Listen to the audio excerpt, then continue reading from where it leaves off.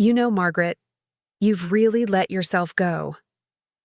Those words hung in the air between us, suspended like dust motes in the pale morning light of our kitchen. After 40 years of marriage, thousands of meals cooked, countless loads of laundry folded, and a lifetime of memories shared, that's what Thomas decided to say to me on our anniversary. Before we jump back in, tell us where you're tuning in from. And if this story touches you, make sure you're subscribed, because tomorrow I've saved something extra special for you. I stood frozen by the kitchen sink, my fingers still damp. From washing the breakfast dishes, my reflection fractured in the window glass, gray hair pulled back in the same practical bun I'd worn for decades, reading glasses perched on my nose, wearing the comfortable floral dress I'd owned for years. For a moment, I couldn't breathe, couldn't move, couldn't think beyond the casual cruelty of his words. I mean, look at Carol, he continued, not even noticing how his words had pierced me. She's our age, but she still makes an effort. Still, looks good for Richard. Carol, our neighbor, his golf partner's wife, the woman who'd been giving my husband lingering looks at our community gatherings. That's why he still takes her places, you know? Still shows her off. And just like that, 40 years of devotion crystallized into something sharp and painful inside my chest. I turned to look at him, really look at him. The sagging jowls, the expanding waistline, the thinning hair he stubbornly refused to acknowledge, and wondered when exactly I'd become invisible to him. I'm heading out to golf with Richard, he announced, already turning away, dismissing me as easily as tossing aside yesterday's newspaper. Don't wait up for dinner. We might grab something at the club. The sound of the front door closing behind him echoed through our empty house. Empty because our children had grown and moved away. Empty because I'd spent decades making it a home for a man who couldn't even see me anymore. And in that lonely silence, something inside me, something that had been dormant for far too long, finally woke up. I met Thomas Winters when I was 23, working as a receptionist at the accounting firm where he'd just been hired. He was handsome, ambitious, and when he looked at me, I felt truly seen. We married within a year, and I left my job to support his career, believing wholeheartedly in the promise of our future together. Our early years were modest but happy. I stretched every dollar of Thomas's entry-level salary, turning our small apartment into a cozy home. When Emily came along 2 years later, followed by Daniel 18 months after that, our little family felt complete. I threw myself into motherhood with the same dedication I'd given to being a wife. "You've got such natural grace, Margaret," Thomas used to tell me. "The way you handle everything, the kids, the house. You make it all look easy." His praise was the sunshine I bloomed under, and I worked even harder to deserve it. As Thomas climbed the corporate ladder, we moved to progressively nicer neighborhoods. Each new house required more work to maintain, more social obligations to fulfill. I hosted dinner parties for his colleagues, organized charity events with the other executives' wives, and made sure our children had every advantage. All while Thomas worked longer hours, traveled more frequently, and gradually became a visitor in the life I carefully maintained. "You're the backbone of this family," he would say on the rare occasions he noticed my efforts. "I couldn't do any of this without you." And I believed him. I needed to believe him. By our 25th anniversary, Thomas was a senior partner at Brunswick & Associates, and we had settled in Meadowbrook Estates, an upscale community in Fairfield, Connecticut. Our colonial-style home with its manicured lawn and tasteful furnishings was exactly what I had pictured when we'd dreamed of success all those years ago. Emily was finishing medical school, and Daniel had followed his father into finance. From the outside, we had achieved everything we'd ever wanted. Inside, though, the cracks had already begun to show. "Can't you wear something a little more current?" Thomas had asked before his firm's holiday party that year. "That dress is looking a bit dated." He hadn't said I was looking dated, not yet. but the implication hung between us like an unspoken threat. I bought a new dress for the party, black, conservative, but more fashionable than my usual style. When I came downstairs, Thomas barely glanced up from his phone. "We're going to be late," was all he said. That night, I watched him charm everyone. In the room while I stood by, smiling the practiced smile of the supportive wife. I noticed how his eyes lingered on Diane Phillips, a recently divorced client who had joined our table. How he leaned in when she spoke, laughed too loudly at her jokes, touched her arm in a way he hadn't touched me in years. "Diane looks incredible. For 48, he commented on the drive home. Her trainer must be worth every penny. I gazed out the window at the passing streetlights, remembering how I'd once been 23 with smooth skin and bright eyes, how Thomas had once looked at me the way he'd looked at Diane that evening. "Maybe I should get a trainer," I suggested tentatively. Thomas snorted. "At our age? Don't be ridiculous, Margaret. Just try not to let yourself go any further." He turned up the radio, effectively ending the conversation. I swallowed my hurt and told myself he was just tired, just stressed about the upcoming merger. We'd been married for 25 years. He loved me, even if he wasn't very good at showing it anymore. As we approached our 40th anniversary, life had settled into a predictable rhythm. Emily was a successful pediatrician, married with twin boys who rarely visited their grandparents. Daniel had moved to Chicago for work and called dutifully on holidays. The house that had once felt too small for our growing family now echoed with emptiness. Thomas and I orbited each other like distant planets, sharing space but rarely connecting. He golfed with his friends on weekends and worked late most weeknights. I volunteered at the library, tended my garden, and tried not to dwell on everything our marriage had lost. Carol and Richard Mitchell moved in next door about 6 months before our anniversary. They were our age, but seemed to exist in a different universe, one where 60-something didn't mean invisible, where marriage still included romance.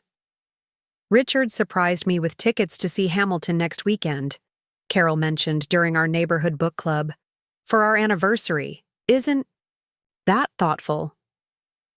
Her silver hair was stylishly cut, her outfit casual but flattering.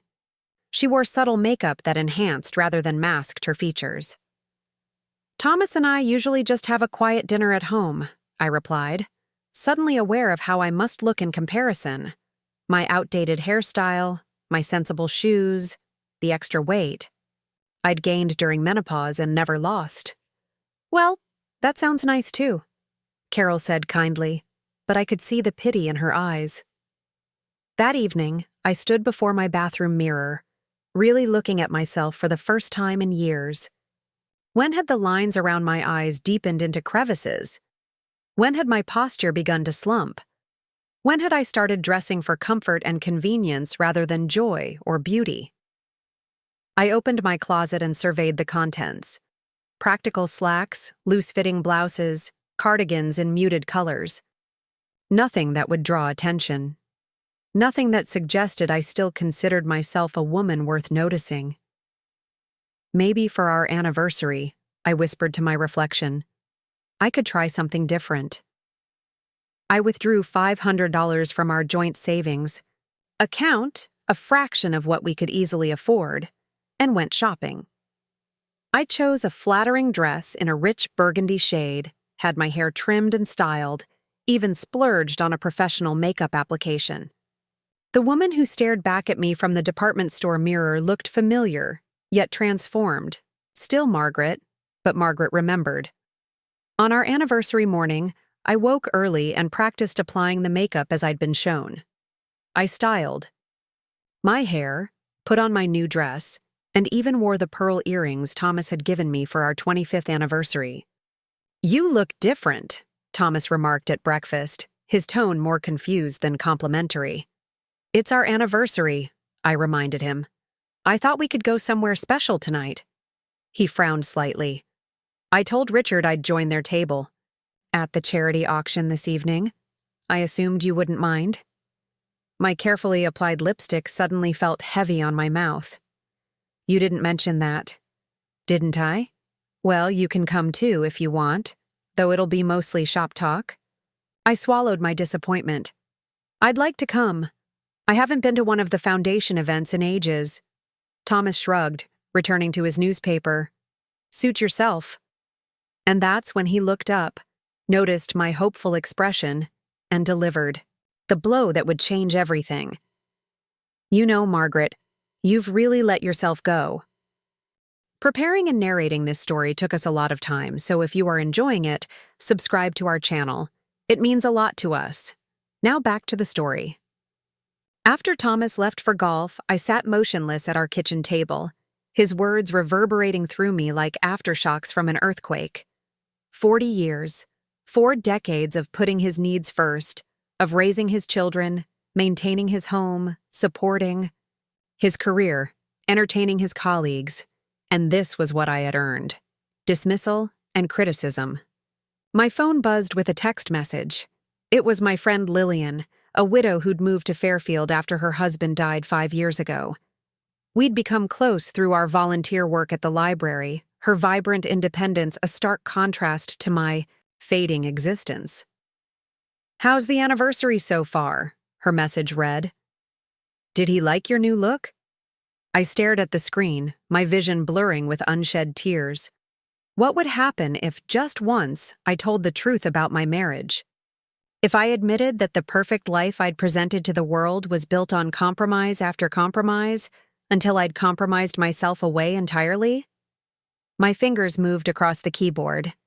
He said I've let myself go, then left to play golf with Richard. Lillian's response was immediate.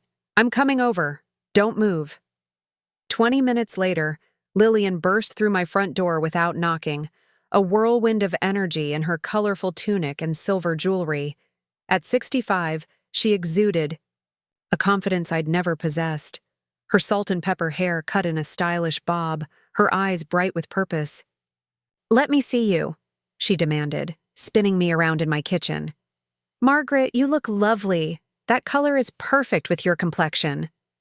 The simple kindness of her words made my eyes well up again. Thomas didn't think so. Lillian made a dismissive sound. Thomas wouldn't recognize beauty if it smacked him in his entitled face. She took my hands in hers. "Listen to me. When Aaron died, I thought my life was over. 37 years together, and suddenly I was alone.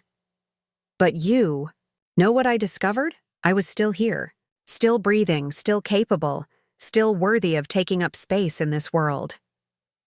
I nodded uncertainly. "The question is," Lillian continued, "what are you going to do about it?" "Do?" I echoed. "What can I do? Leave him? Start over at 63? Lillian's expression softened. "Maybe. Maybe not. But something has to change, Margaret. I've watched you shrinking for years, making yourself smaller to accommodate his ego. Today might actually be a gift. He's finally said out loud what he's been showing you for years." I sank into a kitchen chair, suddenly exhausted. "I don't even know who I am without him anymore." "Then it's time to find out," Lillian said firmly. "You've clearly already started." She gestured to my dress, my hair. "Why stop there?" "What do you mean?" A slow smile spread across Lillian's face. "I mean a total makeover, Margaret. Not just your appearance, though that's a fine place to start, but your entire life." "That sounds expensive," I murmured, thinking of the joint accounts Thomas monitored so carefully. "Don't you have your own money?" Lillian asked, surprising me. "From your mother's estate?" I blinked. When my mother had died 5 years ago, she'd left me a modest inheritance, about $75,000. Thomas had immediately suggested we put it toward renovating the kitchen and master bath, investments in our property value. But something in me had resisted, and for once, I had stood firm. The money remained in a separate account, untouched. "I do," I admitted. "I've been saving it. I'm not sure for what." Lillian squeezed my hands. I think you've been saving it. For this moment, whether you knew it or not. For the first time that day, I felt a flicker of something other than hurt. A tiny spark of possibility. Where would I even begin? I asked. First things first, Lillian declared, pulling me to my feet. Call Emily. Tell her you're coming to visit for a week. You need some distance to think clearly. But Thomas can fend for himself. For a few days. He's a grown man, for heaven's sake, not a helpless child. I hesitated, trying to imagine Thomas's reaction if I simply left, even temporarily. He'd be confused, irritated by the disruption to his routine. But would he actually care? Okay, I said, the word feeling foreign on my tongue. I'll call Emily. My daughter sounded surprised to hear from me, especially on my anniversary. Is everything all right, Mom? Not really, I admitted, my voice catching. Your father and I need some space to think. Would it be all right if I came to stay with you for a little while? There was a pause on the line. Of course, Emily finally said, her tone cautious. The guest room is always ready. But Mom, what's going on? You and Dad have been together forever. Exactly, I whispered. Forever. And I'm not sure who I am anymore. After promising to explain more when I arrived, I hung up and turned to Lillian. She sounded worried. Let her worry. It might be good for her to see you as a person with needs and feelings, not just as her eternally accommodating mother. The rest of the day passed in a flurry of activity. I packed a suitcase with my new dress and a selection of comfortable clothes, my heart racing with adrenaline. I wrote Thomas a brief note explaining that I was visiting Emily and would call him when I arrived safely. I did not mention when I would return. As Lillian drove me to the train station, I felt a dizzying mix of terror and exhilaration. In 40 years of marriage, I had never done anything this spontaneous, this self-directed. What if this is a mistake? I asked as we pulled into the parking lot. Lillian turned to me, her expression serious. Margaret, the only mistake would be continuing to disappear. You deserve to be seen, really seen, even if Thomas is no longer capable of it. Maybe especially then. I nodded, gathering my courage. Thank you for this. Don't thank me yet, Lillian grinned. Thank me when you come back transformed. And Margaret? Make it a magnificent metamorphosis. As the train pulled away from Fairfield, carrying me toward my daughter's home in Boston, I pressed my forehead against the cool window glass and watched my familiar world recede. For the first time in 40 years, I had taken a step without considering Thomas first, and the world hadn't ended. In fact, it felt like it might just be beginning. The train journey to Boston gave me time to think, to breathe, to begin processing the seismic shift that had occurred in my life. For 4 decades, I had defined myself as Thomas's wife, Emily and Daniel's mother, the perfect homemaker of Meadowbrook Estates. Now, hurtling toward an uncertain future, I felt both terrified and oddly liberated. My phone buzzed repeatedly throughout the journey. Thomas, finally home from golf, discovering my absence. I silenced it, unable to face his confusion or anger just yet. Instead, I watched the landscape change outside my window, suburban Connecticut giving way to industrial zones, then the outskirts of Boston, and finally the gleaming towers of the city itself. Emily was waiting at the station, her expression a mixture of concern and curiosity. At 38, she looked more like Thomas than me, tall and angular, with his decisive movements and sharp gaze. She'd inherited his ambition too, channeling it into a successful medical career rather than corporate climbing. Mom, she said, embracing me stiffly.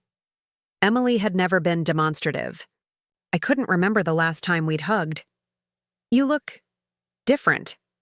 I touched my styled hair self-consciously. I thought I'd try something new. She studied me with clinical detachment. It suits you. But what's going on? Dad's been calling me nonstop. Let's talk when we get to your place, I suggested, suddenly exhausted by the emotional weight of the day. Emily lived in a sleek, high-rise apartment in Back Bay, all clean lines and modern furnishings. Her husband, Greg, was at a medical conference in Chicago, a small relief, as I wasn't ready to explain myself to anyone else yet. The twins are at a sleepover, Emily explained as she showed me to the guest room. So we have the place to ourselves tonight. Once I'd settled my suitcase, we sat in her minimalist living room, the Boston skyline glittering beyond floor-to-ceiling windows. Emily poured us each a glass of white wine, and I realized with a start that I couldn't remember the last time my daughter and I had shared a drink together, just the two of us. So, she said, her doctor's eyes assessing me, what's happening with you and Dad? I sipped my wine, organizing my thoughts. I'm not entirely sure, I admitted. This morning he criticized my appearance, said I've let myself go, and it was like a veil lifted. I suddenly saw our marriage clearly for what it's become. Emily frowned. Dad can be tactless, Mom. You know that. It wasn't just one comment, I said quietly. It was 40 years of slowly becoming invisible. 40 years of accommodating his needs while mine disappeared. 40 years of trying to be perfect for a man who stopped seeing me a long time ago. My daughter looked uncomfortable. All marriages have rough patches. This isn't a rough patch, Emily. This is the culmination of decades of imbalance. I met her gaze directly. When was the last time you saw your father make any effort for me? Ask about my day? Consider my happiness? Emily opened her mouth, then closed it again. She was brilliant at diagnosing physical ailments, but seemed at a loss when confronted with emotional ones. I don't expect you to take sides, I assured her. I just need some time away to figure out what I want. What you want, Emily echoed, as if the concept was foreign, and perhaps it was. When had she ever seen me prioritize my own desires? Yes, I said firmly. For the first time in my adult life, I'm going to make decisions based on what I want, not what everyone else needs from me. Emily's phone lit up with another call from Thomas. She glanced at it, then back at me. He's worried. He's inconvenienced, I corrected gently. There's a difference. After a moment's hesitation, Emily declined the call. I'll text him that you arrived safely. That's all he needs to know right now. I felt a swell of gratitude for this small act of solidarity. Thank you. That night, in Emily's pristine guest room, I finally answered one of Thomas's calls. Margaret, what the hell is going on? His voice held more irritation than concern. You can't just disappear like this. I had to make my own dinner. The old Margaret would have apologized immediately, promised to return soon, done anything to smooth over his ruffled feathers. But I was no longer that woman. I needed some space, I said evenly, after what you said this morning. What I said? What are you talking about? You told me I've let myself go. On our anniversary. There was a pause. That's what this is about? You're having some kind of midlife crisis because I made one comment about your appearance? I'm 63, Thomas. A bit late for a midlife crisis, don't you think? I took a deep breath. And no, it's not just about that comment. It's about years of feeling unseen and undervalued. He sighed heavily, the sound of a man dealing with an irrational woman.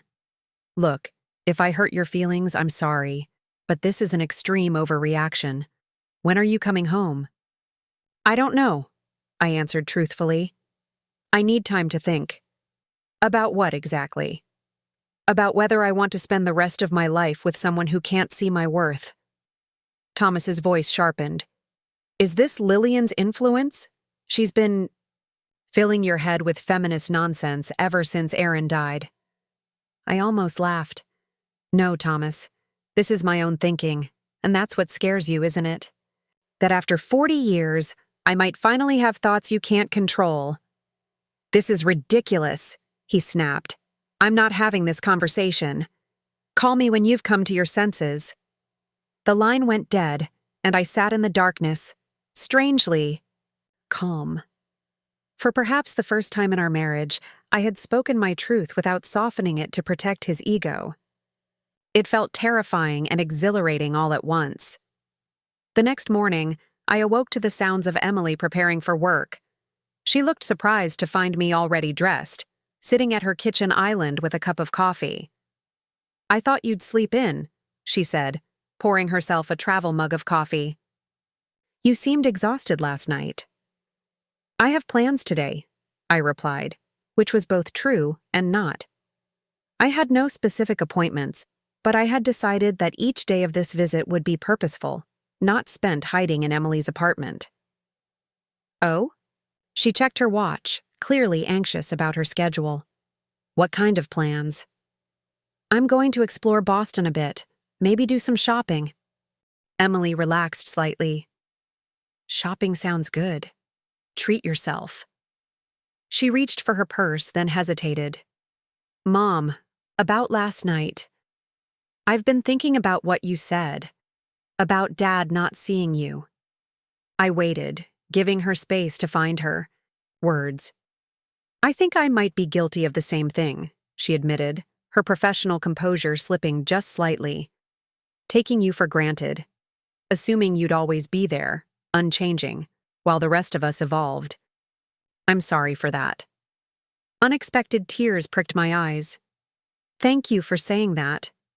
She nodded, already retreating behind her efficient facade. I've got a full clinic today, but maybe tonight we could have dinner. Just us? I'd like that. Very much. After Emily left, I took the subway to Newbury Street, Boston's upscale shopping district. Armed with my inheritance and a newfound sense of purpose, I entered the kind of boutiques I'd always walked past before, believing their offerings weren't for women like me. Can I help you find something? Asked a stylish sales associate in the first store. In the past, I would have mumbled an apology and retreated. Today, I stood straighter. Yes, I said clearly. I need a complete wardrobe refresh. I'm starting over. The young woman's face lit up. A transformation. My favorite kind of project. I'm Zoe, by the way. Margaret, I replied, offering my hand. And fair warning, I've been dressing practically, not stylishly, for about 40 years now. Zoe smiled warmly. Then we have a lot of catching up to do. What followed was one of the most unexpectedly enjoyable experiences of my life. Zoe didn't try to dress me like a 20-year-old, nor did she steer me toward the shapeless, matronly outfits I'd resigned myself to.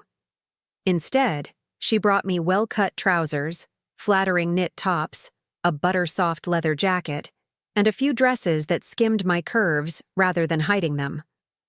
You have a wonderful figure, she commented, adjusting a wrap dress that emphasized my waist. And your coloring is gorgeous. Those silver highlights in your hair against your skin tone? Stunning. I blinked at my reflection, hardly recognizing the woman looking back at me. She looked vibrant, present, alive. I'll take it all, I decided impulsively, ignoring the practical voice in my head that had always calculated cost per wear and prioritized durability over beauty. Zoe beamed. Shall I have everything delivered to your address? I hesitated, then made another decision. No, I'll take the dress and one casual outfit with me. The rest can wait until I have a more permanent address. The words hung in the air, making real what I had only begun to consider. I might not return to Meadowbrook Estates. I might not continue being Mrs. Thomas Winters of Fairfield, Connecticut. From the boutique, I moved on to a high-end salon I'd spotted across the street. Walking in without an appointment was another departure from my usual careful planning, but the receptionist's eyes lit up when I explained what I wanted. Paolo has a cancellation in 15 minutes, she said.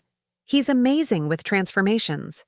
Paolo turned out to be a silver-haired Italian man in his 50s, with an artist's eye and gentle hands. He studied my face and hair with respectful attention. "You have good bone structure," he pronounced. "And your hair. It's thick, healthy. We can do much better than this, yes?" "Yes," I agreed, surrendering to his expertise. 2 hours later, I emerged with a sophisticated bob that framed my face and brightened my complexion. Paolo had convinced me to accept subtle highlights that enhanced my natural silver rather than covering it, and the effect was elegant rather than aging. "Remember what I showed you," he instructed as I paid. "This style is meant to be easy, not perfect. Movement is beautiful. Life is in movement." I touched my new hair, marveling at how light it felt, both physically and metaphorically. "Thank you, Paolo." My transformation continued at a nearby makeup boutique, where a patient consultant named Miguel taught me how to enhance my features with products that worked for my skin type and age. "Makeup should make you feel confident, not masked," he explained, showing me how to apply a lightweight foundation that evened my tone without settling into lines. "The goal is to look like yourself, just well-rested and happy." By late afternoon, laden with shopping bags and filled with a strange, new energy, I stopped at a cafe to rest and reflect. As I sipped an artisanal coffee, another small indulgence I'd have skipped in my previous life, I caught sight of my reflection in the cafe window. The woman looking back at me wasn't young, but she wasn't invisible either. She had style, presence, a certain quiet confidence. For the first time in years, perhaps decades, I felt aligned with my outer appearance, as if the exterior finally reflected the personhood I'd been suppressing. My phone buzzed with a text from Emily. "Meeting ran long, home by 7. Still on for dinner?" I replied affirmatively, then noticed several missed calls from Thomas. He'd left voicemails too, his tone evolving from irritation to something approaching concern. The final one, from just an hour ago, caught me off guard. "Margaret," his voice sounded strained. "I don't understand what's happening, but I miss you. The house feels empty without you. Please call me back." A week ago, those words would have melted my resolve immediately. Now, I felt a complex mix of emotions, a lingering tenderness for the man I'd shared my life with, but also a clear-eyed recognition of the pattern. Thomas had always known exactly what to say when he wanted to pull me back into orbit around him. I tucked my phone away without returning his call, giving myself permission to prioritize my own journey over his comfort. That evening, Emily did a double take when she saw me waiting in her living room. "Mom, wow, you look incredible." I smoothed my new dress self-consciously. "Too much?" "Not at all," she assured me, studying my transformation. "It's just, I don't think I've ever seen you look so, present. Like you're fully inhabiting your own body." Her observation was surprisingly insightful. "That's exactly how it feels," I admitted. "Like I've been living slightly adjacent to myself for years, and now I've stepped back in." Emily's expression softened with a sadness that caught me off guard. "I didn't realize how much you'd disappeared until I see you like this." We went to a small Italian restaurant a few blocks from her apartment, the kind of intimate, atmospheric place Thomas would have dismissed as overpriced and pretentious. Over pasta and wine, Emily and I talked, really talked, in a way we hadn't since she was a teenager. "I always admired how put together you were," she confessed, twirling linguine around her fork. "The perfect home, the perfect meals, everything running smoothly. I tried to emulate that when I first got married, and I nearly had a breakdown trying to be a top surgeon and a perfect homemaker simultaneously." I winced, recognizing the impossible standard I'd helped create. "I'm sorry if I made it look effortless. It wasn't. And honestly, I think I lost pieces of myself along the way, trying to maintain that perfection." Is that why you left? Emily asked directly. Because Dad didn't appreciate the sacrifice? I considered her question carefully. Not exactly. I left because I finally recognized that I've been complicit in my own disappearance. I've spent decades prioritizing everyone else's needs and wants. Your father's, yours and Daniel's, even our social circle's expectations, while ignoring my own. And now? Now I'm trying to figure out who Margaret is when she's not defined by her relationships to other people. Emily nodded slowly, her analytical mind processing. That sounds healthy, actually. She hesitated, then added, Dad called me again today. He sounded different, worried, maybe even a little scared. He's never had to consider my absence. Before, I said quietly. I've always been the constant, the fixed point around which everyone else's lives could revolve freely. Do you think you'll go back to him? The directness of her question startled me. I don't know, I answered honestly. That depends on whether there's room in our marriage for the person I'm becoming. Over the next few days, my external transformation continued. I had my nails done professionally for the first time in years, not in a practical neutral, but in a rich burgundy that made me smile whenever I glimpsed my hands.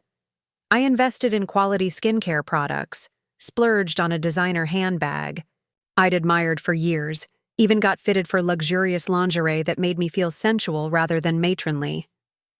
But the more significant changes were happening internally. I spent hours at Boston's museums, reacquainting myself with the art history I'd studied in college before marriage redirected my path. I attended a poetry reading at a local bookstore, sat in on a lecture at Harvard, and took an architectural walking tour of Beacon Hill, all interests I'd set aside when they didn't fit neatly into my role as wife and mother. On my fourth night in Boston, I met Emily's colleagues at a dinner party she hosted. In the past, I would have insisted on cooking, on taking care of everyone else while remaining in the background. Instead, I helped Emily order catering and then engaged fully in conversations with these accomplished professionals, offering my own perspectives without self-deprecation or apology. Your mother is fascinating, I overheard one of Emily's friends commenting later. I had no idea she knew so much about mid-century architecture. Emily looked mildly surprised. Neither did I, actually. The twins came home from their grandparents the next day, and I found myself connecting with them in a new way as well. Rather than automatically sliding into the conventional grandmother role, baking cookies, offering unconditional praise, existing primarily to make them feel special, I shared real parts of myself with them. I told them about the art I'd seen, asked for their opinions, listened to their interests with genuine curiosity rather than performative enthusiasm. Grandma's different, I overheard 11-year-old Jason telling his brother Jacob. Like cooler. Ow. Their innocent observation made me wonder how many other relationships in my life had been limited by the narrow version of myself I'd presented to the world.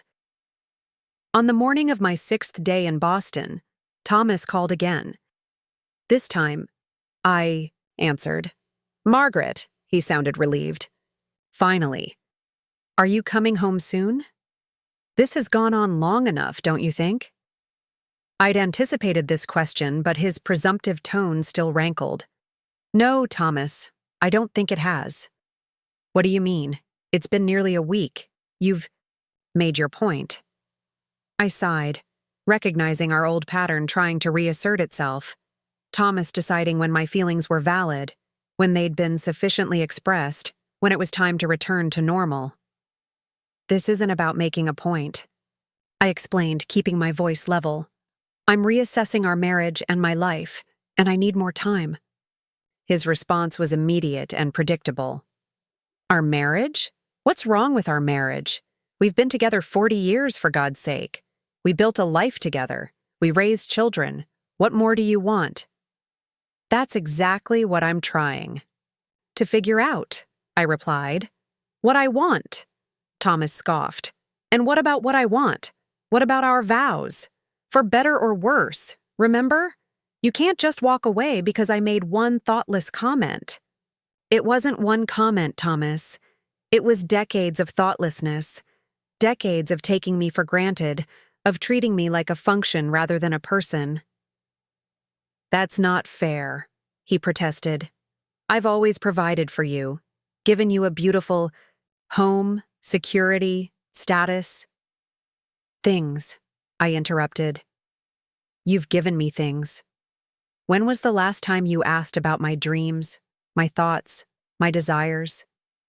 When was the last time you looked at me, really looked at me, and saw me as a woman, not just your wife? The silence that followed was telling.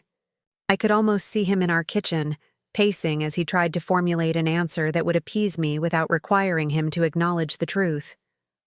I love you, Margaret, he finally said, his voice softer. Isn't that what matters? Once, those words would have been enough. Now, they felt hollow. Love without respect isn't love, Thomas. It's ownership. He inhaled sharply. So what now? You've had your little rebellion, bought some new clothes, gotten your hair done. Are you just going to throw away 40 years of marriage? The dismissiveness in his tone confirmed what I'd begun to suspect. Thomas didn't want me. He wanted the comfort and service I provided. He wanted the Margaret who had made herself smaller to accommodate his greatness, not the woman emerging from that shadow. I don't know what happens next, I said honestly, but I do know I won't go back to being invisible. After hanging up, I sat on the edge of Emily's guest bed, my heart racing with a mixture of fear and exhilaration. Standing up to Thomas, speaking my truth without cushioning it. These were foreign experiences, thrilling and terrifying in equal measure. My phone buzzed with a text from Daniel, my first communication from him since I'd left Connecticut. Mom? What's going on? Dad says you're having some kind of breakdown. I stared at the screen, hurt by his immediate assumption that I must be mentally unstable rather than legitimately dissatisfied. Had I raised my son to be as dismissive of women's autonomy as his father? Before I could respond, another text arrived. Are you okay? Do you need anything? This small expression of concern softened my reaction. I typed back, I'm fine, sweetheart. Not a breakdown, a breakthrough. I'll explain when I see you. Daniel's reply was swift. I'm coming to Boston this weekend. Let's talk then. I hadn't expected this development, but perhaps I should have. Daniel had always been protective of me, even as he emulated his father in many ways. The thought of seeing my son both comforted and unnerved me. Would he recognize the changes in me? Would he support this evolution, or try to coax me back into my familiar role? That evening, as I helped Emily prepare dinner for the twins, my daughter surprised me with an observation. You know, Mom, I think this is the longest conversation we've ever had about your needs and feelings. I looked up from the vegetables I was chopping. What do you mean? Emily measured rice into a pot, precise as always. Growing up, whenever we talked, it was always about Dad's work or my school or Daniel's sports. Your life seemed to exist only in relation to us. I don't think I ever asked what you wanted, and you never volunteered it. Her insight struck me with the force of revelation. She was right. I had so thoroughly absorbed the idea that a good mother subsumes her own identity into her family's that I'd never thought to share my separate self with my children. I didn't want to burden you, I admitted. Emily turned to face me fully. Mom, knowing who you are, your hopes, your disappointments, your dreams, that's not a burden. That's a gift, one I never realized I was missing until now. Tears pricked my eyes. I'm sorry. Don't be, she said firmly. Just don't disappear again, okay? No matter what happens with Dad, I want to know the real you. Later that night, I lay awake thinking about Emily's words, about Thomas's assumptions, about the life I'd built and the one I might yet create. In just 6 days away from my marriage, I'd begun to rediscover parts of myself long buried: my intellectual curiosity, my aesthetic sensibilities, my capacity for independent thought and action. What else might emerge if I gave myself more time and space? What other aspects of Margaret were waiting to be reclaimed? The question kept me awake well into the night, my mind racing with possibilities that had seemed unimaginable just a week ago. For 40 years, I had been living in a house built to someone else's specifications. Now, for the first time, I was considering what it might mean to design my own. Daniel arrived in Boston on Saturday morning, earlier than I'd expected. When Emily opened her apartment door, he stood there with an overnight bag and a worried expression that immediately softened into surprise when he saw me. "Mom?" He stepped forward, taking in my new appearance with wide eyes. At 36, Daniel was the spitting image of Thomas in his younger days, tall and broad-shouldered, with the same confident stance and analytical gaze. "You look different." I smiled, accepting his awkward hug. That was the general idea. Dad didn't mention. He trailed off, glancing around as if seeking an explanation for this unfamiliar version of his mother. Emily rolled her eyes. Of course he didn't. The twins are at soccer. Come in and stop hovering in the doorway like a delivery person. The three of us settled in Emily's living room, an echo of countless family gatherings over the years, but with the dynamics subtly shifted. For the first time, I wasn't bustling around serving everyone, ensuring their comfort before my own. Instead, Emily brought coffee for all of us, then sat beside me on the sofa, a small gesture of solidarity that didn't escape Daniel's notice. "So," he began, setting down his cup. "What's going on? Dad says you walked out on him."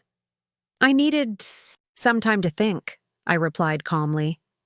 "After 40 years, I'd say I'm entitled to that." Daniel frowned. "He said it started over some comment about your appearance. Is that true?" "That was the catalyst," I acknowledged. "But the issues go much deeper and have been building for years." "What issues? You and Dad always seemed fine." I studied my son's genuinely confused expression. Of course we had seemed fine to him. I had made certain of it, smoothing over conflicts, swallowing disappointments, maintaining the facade of domestic harmony at all costs. "Daniel, your father and I have been living parallel lives for a very long time. He pursues his interests, his friends, his pleasures, and I hesitated, searching for the right words.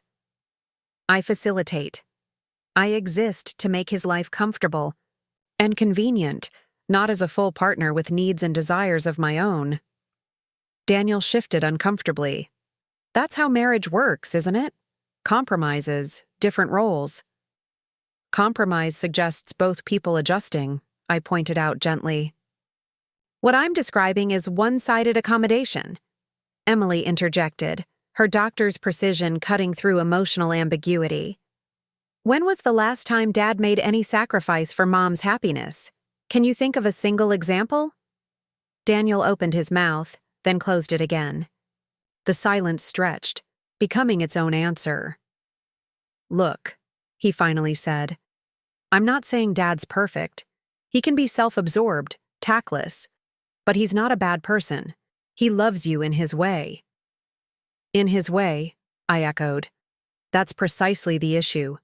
His way requires me to be an accessory to his life, not the protagonist of my own." My son's expression was troubled. "So what are you saying? You want a divorce after 40 years? The word hung in the air between us. Divorce. I hadn't allowed myself to think that far ahead, focusing instead on the immediate process of rediscovery.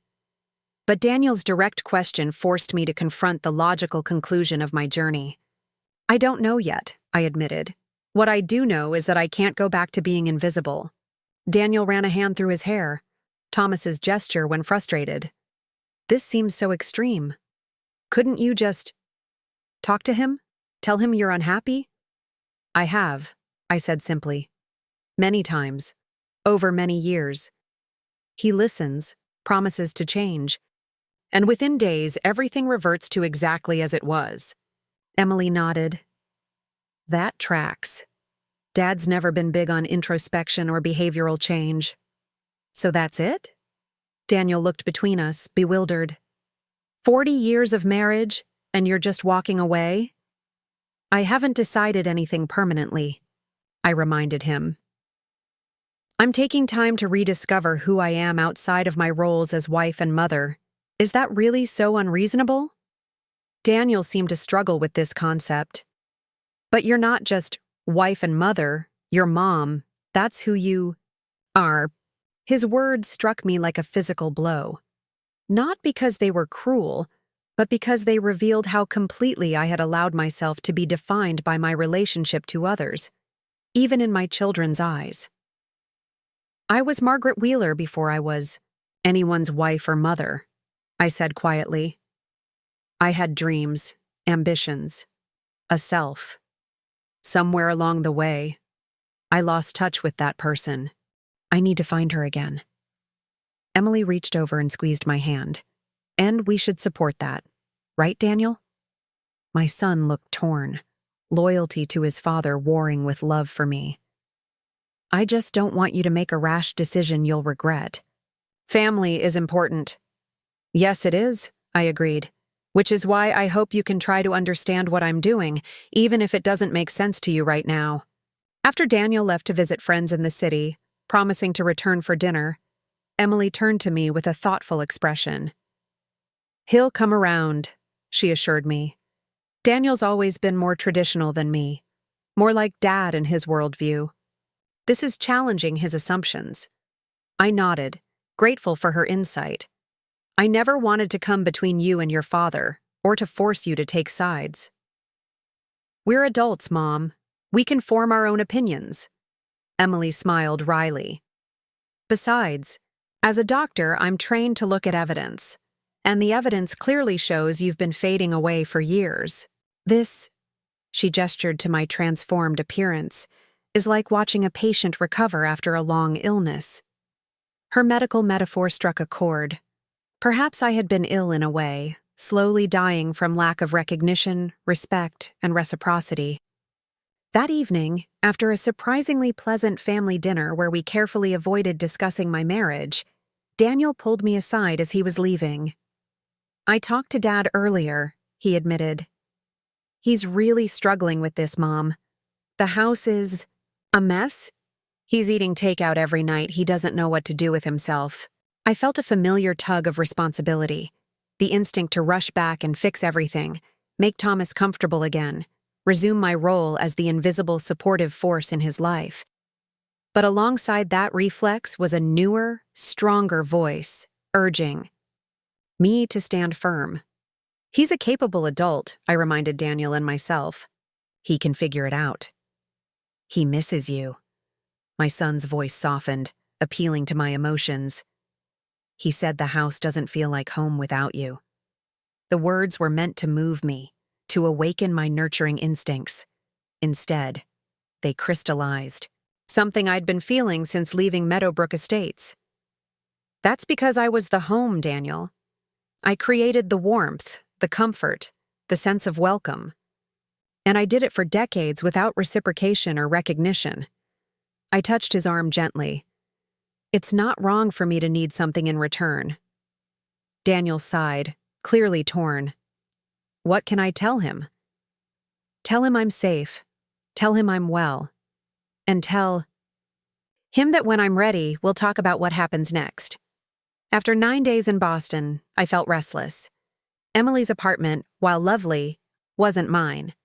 I was still living in someone else's space, adjusting to someone else's rhythms.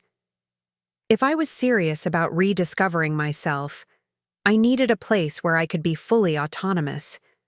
Lillian called, as if sensing my thoughts. How's the metamorphosis? Coming along? She asked cheerfully. I laughed, settling onto the balcony with my phone. Moving slowly but steadily, though I'm starting to feel like I'm imposing on Emily. So come back, Lillian suggested. Not to Thomas, obviously, but to Connecticut. I still have that guest cottage on my property that I've been meaning to renovate. It's small but private, with its own entrance. You could stay there while figuring out your next steps. The offer was tempting. Returning to Fairfield would mean confronting Thomas more directly, but it would also allow me to maintain my newfound independence while staying close to familiar surroundings. What would the rent be? I asked, practical even in my rebellion. Lillian scoffed. Consider it an investment in feminist liberation, though if you insist on contributing, you can help me with the garden redesign I've been planning. Your aesthetic? Sense is better than mine. After discussing it with Emily, who seemed relieved that I had a plan beyond indefinitely occupying her guest room, I booked a train ticket back to Connecticut. The night before my departure, Emily presented me with a gift, a sleek new smartphone to replace my outdated model. It has a better camera, she explained, so you can document your new adventures. And I've set up all the apps you might need: banking, ride services, social media. I was touched by her thoughtfulness and by the recognition that my journey was just beginning, not ending. Thank you, sweetheart. I've learned more about you in the past week than in the previous decade, Emily said quietly. I don't want to lose that connection again. The train ride back to Connecticut felt different from my journey to Boston. Then I had been fleeing in confusion and hurt. Now I was returning with purpose and a clearer sense of self. The landscape outside my window was familiar, but I viewed it through new eyes, not as background scenery to someone else's story, but as the setting for my own unfolding narrative. Lillian met me at the Fairfield station, her vintage convertible, standing out among the sensible sedans in the parking lot. Welcome back, Rebel, she called, helping me load my now substantial luggage into the trunk. As we drove through town, I felt a flutter of anxiety at the prospect of running into Thomas or neighbors who might report back to him. But Lillian, ever perceptive, took a circuitous route that avoided Meadowbrook Estates entirely. Her property sat on 2 acres at the edge of town, a rambling Victorian house surrounded by gardens that reflected her eclectic personality. Behind the main house, partly obscured by mature maple trees, stood the guest cottage, a compact structure, with a charming porch and freshly painted blue door. It's basic, Lillian warned as she unlocked it, but the essentials work. Heat, water, electricity. I had the bathroom updated last year, and there's decent Wi-Fi that reaches from the main house. Inside, the cottage was indeed simple but inviting. One large room functioning as living space, dining area, and kitchenette, plus a separate bedroom and bathroom. Large windows let in abundant natural light, and someone, Lillian, obviously, had placed fresh flowers in a vase on the small dining table. It's perfect, I declared, already envisioning how I might make the space my own. The fridge is stocked with basics, Lillian added, and I've left you a bottle of wine to celebrate your independence. Now, get settled, rest, and tomorrow we'll figure out next steps in Operation Metamorphosis. Alone in the cottage that evening, I experienced a moment of doubt. Not about leaving Thomas, but about my capacity to truly change after decades of subordinating my identity to others. What if this transformation was merely superficial, limited to my appearance rather than extending to my core self? I pushed the thought aside and focused on arranging my new clothes in the modest closet, setting up my new phone, transforming the cottage into a space that reflected the emerging Margaret rather than the fading Mrs. Winters. The next morning, I awoke to sunlight streaming through unfamiliar windows and the distant sound of birdsong. For a disorienting moment, I reached for Thomas, then remembered where I was and why. Instead of the usual rush of morning obligations, preparing Thomas's breakfast, tidying the house, planning dinner, I felt a novel sense of open possibility. The day was mine to shape however I wished.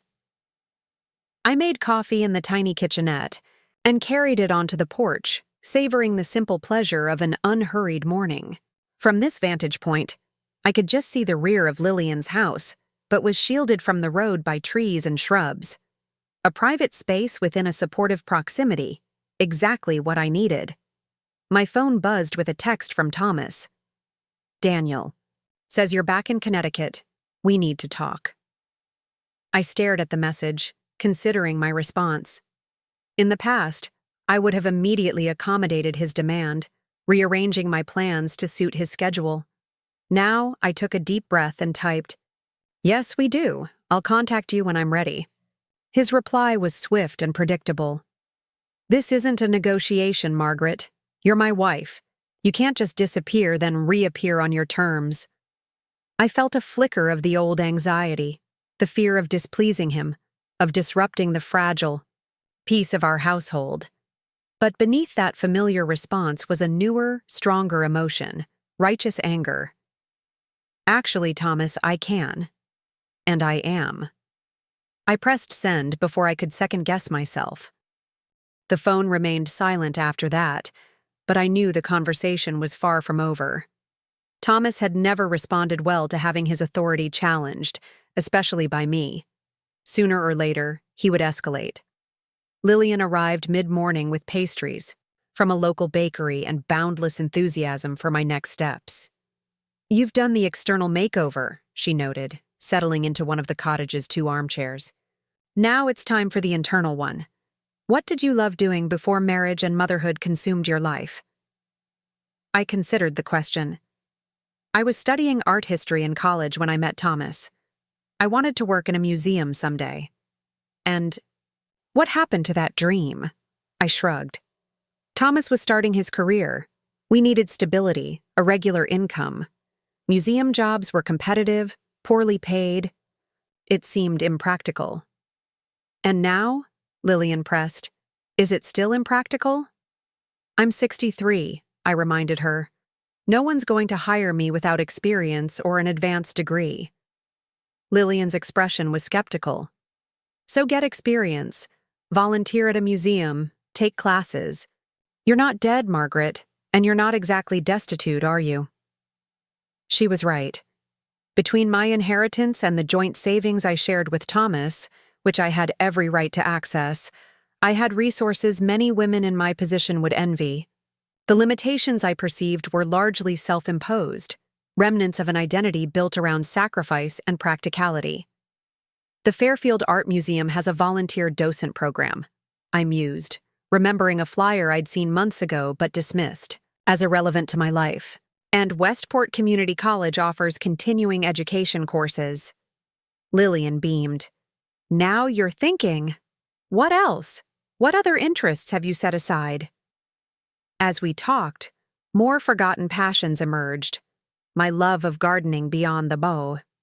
Tidy suburban landscaping Thomas preferred, my interest in architectural photography, even my college participation in community theater. "You see?" Lillian said triumphantly. "The real Margaret has been there all along, just waiting for permission to reemerge." By the end of our conversation, I had a tentative plan. Inquire about the docent program, enroll in an art history course for the fall semester, explore photography classes at the local art center. Small steps toward reclaiming passions I'd abandoned decades ago.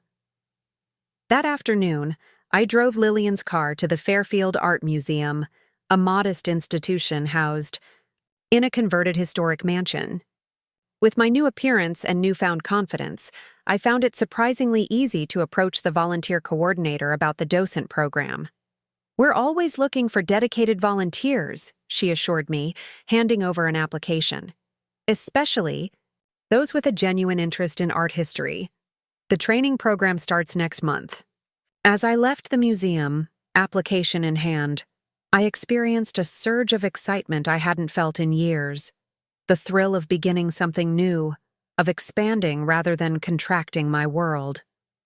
On impulse, I stopped at a bookstore and purchased several art history texts to refresh my knowledge before the training began.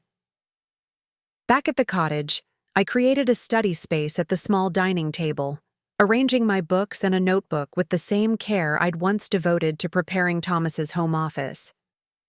The difference, of course, was that this space was for me alone, my interests, my growth, my future. I was so absorbed in reading that I barely registered the approaching footsteps until a sharp knock on the door startled me. When I opened it, Thomas stood on the threshold, his expression a mixture of anger and bewilderment. "So this is where you've been hiding," he said, attempting to step inside. I blocked his entry, suddenly protective of this small sanctuary I was creating. "How did you find me?" "Fairfield isn't that big, Margaret. Someone saw you at the museum, then driving Lillian's car. It wasn't hard to connect the dots." His gaze traveled over my new appearance, taking in the stylish, casual outfit, the sophisticated haircut. "You look different." "Yes," I agreed, simply. "I am different." Thomas shifted uncomfortably. "Can I come in? This isn't a conversation for doorways." After a moment's hesitation, I stepped aside. Thomas entered the cottage cautiously, as if entering foreign territory. In a way, he was. This space represented a version of me he had never known, or perhaps had forgotten existed. "Nice place," he commented insincerely, glancing around at the modest furnishings. "But don't you think this has gone on long enough? It's been almost 2 weeks." 2 weeks after 40 years, I pointed out. "I'd say I'm entitled to a bit more time." Thomas sighed heavily, adopting the patient tone he used when explaining something obvious to someone slow to understand.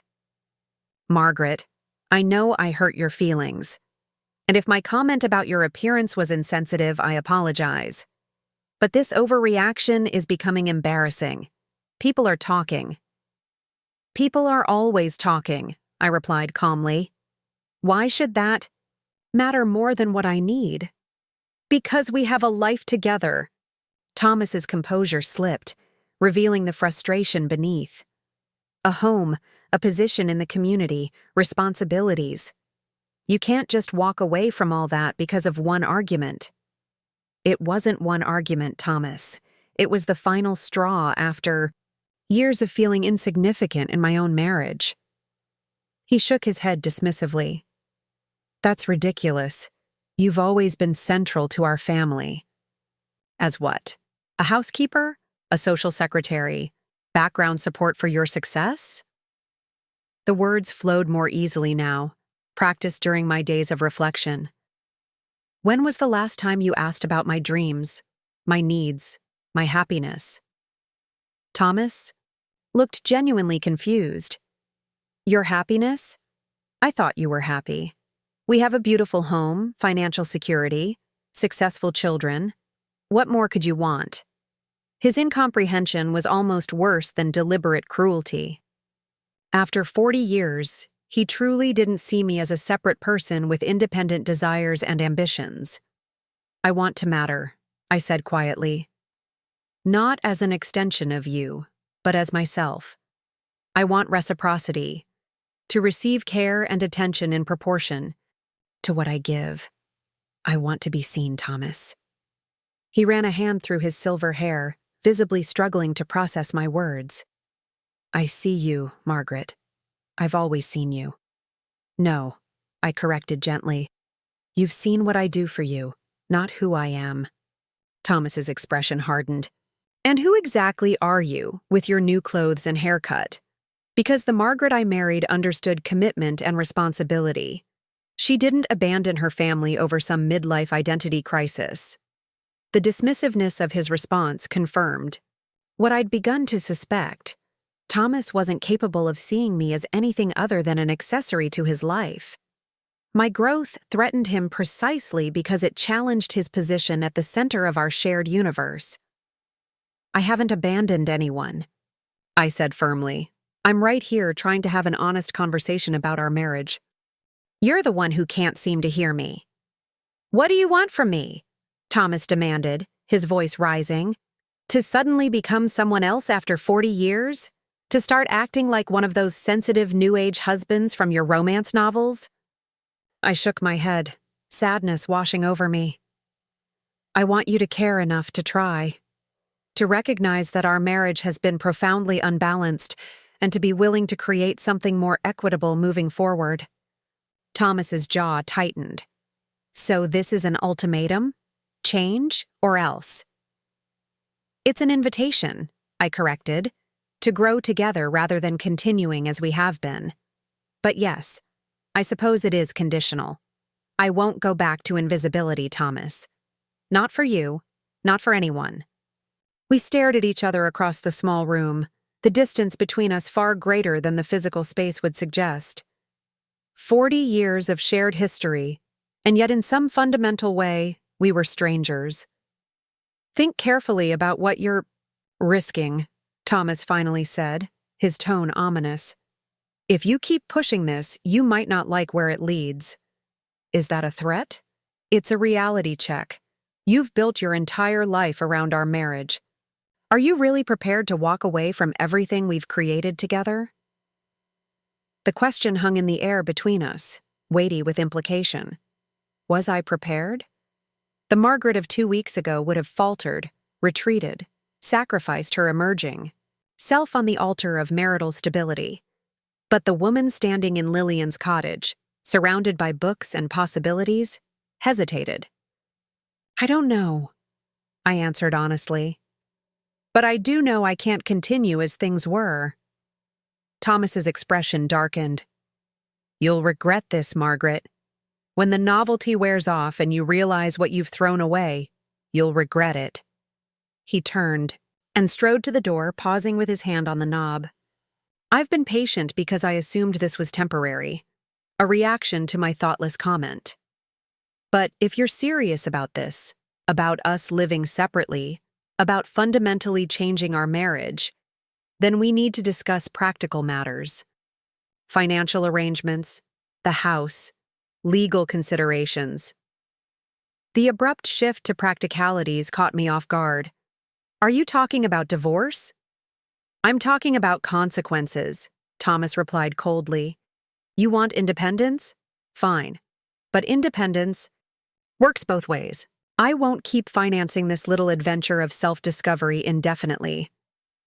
With that parting shot, he left, the door closing firmly behind him. I sank into a chair, my legs suddenly unsteady. Thomas's visit had shaken me more than I wanted to admit. Not because his arguments had merit. They were the predictable reactions of a man unused to having his authority questioned. But because they forced me to confront the potential costs of my transformation. If Thomas followed through on his implied threat to cut me off financially, how would I support myself? If he forced the issue of divorce, was I prepared for the legal battles that might ensue? If neighbors and friends took his side, could I withstand the social isolation? For a dizzying moment, I considered capitulation, returning to Meadowbrook Estates, resuming my role as Mrs. Thomas Winters, accepting the limitations of that identity in exchange for security and familiarity. Then my gaze fell on the art history, books spread across the table, tangible evidence of a self I was reclaiming. I thought of the museum docent application, the community college catalog I'd been browsing, the photography classes I wanted to explore. Small seeds of possibility, but mine. The cottage door opened again, and Lillian peeked in cautiously. I saw Thomas storming off. Are you okay? I smiled weakly, defining okay broadly, yes. She stepped inside, assessing me with shrewd eyes. He tried to intimidate you into coming home. More or less, I confirmed, with hints about financial consequences if I don't. Lillian snorted derisively. Classic power play. When persuasion fails, resort to threats. She settled into the chair opposite mine. So, what's your plan? I don't know, I admitted. I'm not sure I'm equipped for the kind of battle Thomas might wage if I push this further. Nonsense, Lillian declared. You've survived 40 years married to that man. You're stronger than you realize. She leaned forward intently. Besides, you're not alone in this. You have me, Emily, even Daniel once he comes around. And any lawyer worth their salt would ensure you get your fair share after a 40-year marriage. Her confidence bolstered mine. You're right. I've spent too long avoiding conflict, especially with Thomas. But this matters enough to fight for. That's the spirit, Lillian approved. Now let's talk strategy. Thomas clearly thinks he can frighten you into submission with vague threats about money. We need to show him you're not as vulnerable as he assumes. By the time Lillian left that evening, we had outlined a practical approach to my newfound independence, opening a separate bank account for my inheritance, consulting a lawyer about my rights regarding the marital assets, exploring part-time job opportunities to supplement my income if necessary. Alone again, I returned to my art history books, but found my concentration broken by the day's confrontation. Thomas's visit had clarified something important. This wasn't just about reclaiming my identity, it was about renegotiating power in a relationship that had been fundamentally unequal for decades. The question now was whether Thomas could adapt to a more balanced dynamic, or if our marriage had been built on a foundation that couldn't sustain such transformation. Only time would tell, and for the first time in 40 years, I found myself willing to wait for an answer that served my needs, not just his. The days following Thomas's visit settled into a new rhythm. Each morning, I woke in Lillian's cottage with a sense of possibility that had been absent from my life for decades. I spent my mornings studying art history, refreshing knowledge that had lain dormant since college. Afternoons were often dedicated to practical matters, opening my own bank account, transferring my inheritance, consulting with a lawyer Lillian recommended about my rights in a marriage that might be ending. Connecticut is an equitable distribution state, explained Miranda Chen, a divorce attorney with a reputation for representing women in my situation. After a 40-year marriage, you're entitled to a significant portion of the marital assets, regardless of who earned the income. I winced at the term divorce, still not entirely comfortable with the finality it suggested. I haven't decided to end my marriage, I clarified. I'm just trying to understand my options. Miranda nodded, her expression compassionate but practical. Many of my clients begin this way, but it's wise to be prepared, especially if your husband is already making financial threats. She guided me through the potential process, the division of property, alimony considerations, how retirement accounts might be handled. The information was simultaneously empowering and overwhelming. After decades of financial dependency, the prospect of managing my own affairs was daunting. What about the house? I asked, thinking of the colonial and Meadowbrook estates that had been my project and pride for 20 years. It depends, Miranda replied. Do you want to keep it? Many women in your position find that maintaining the marital home becomes both a financial and emotional burden. Her question caught me off guard. Did I want the house? I had poured countless hours into making it perfect, selecting paint colors, choosing furniture, tending gardens that Thomas barely noticed. But was it truly home, or simply the backdrop? For a role I was outgrowing? I'm not sure, I admitted. It's filled with memories, but also with reminders of who I was expected to be. Miranda smiled understandingly. There's no rush to decide. For now, just remember that you have rights. Don't let your husband pressure you into hasty decisions about your future. As I drove back to the cottage in Lillian's borrowed car, I pondered Miranda's advice. For most of my adult life, I had deferred to Thomas on major decisions, assuming his judgment was superior to mine. Now I was learning to trust my own instincts, to weigh options based on my needs rather than everyone else's. The volunteer coordinator at the Fairfield Art Museum called to inform me that my application had been accepted. Training would begin. The following month, 3 weekends of intensive instruction followed by supervised tours before I could lead groups on my own.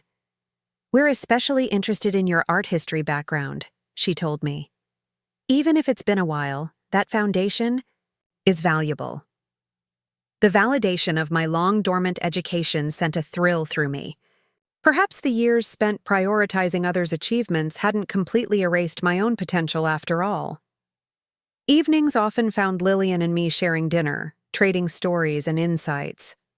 Unlike my conversations with Thomas, which had devolved into parallel monologues about separate concerns, these exchanges were genuine dialogues, ideas building upon ideas, perspectives shifting through mutual influence.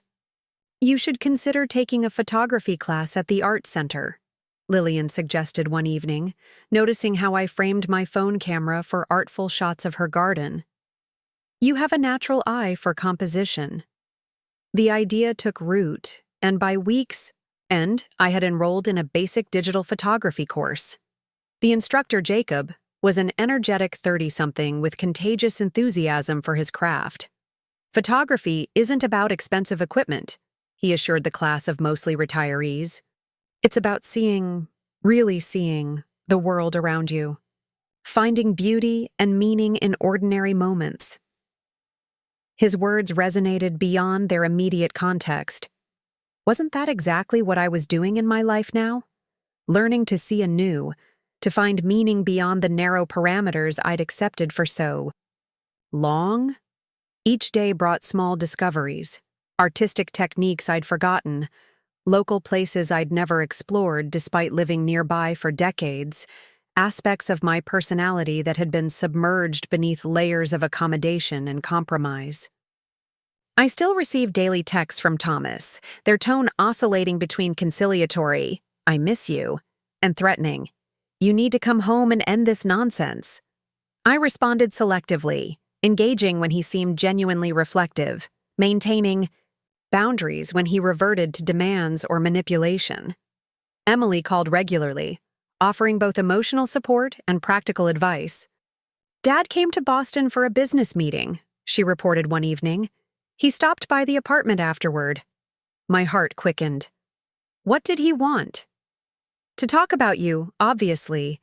He seems genuinely confused, Mom, like he can't comprehend why his perfect wife suddenly developed opinions and needs."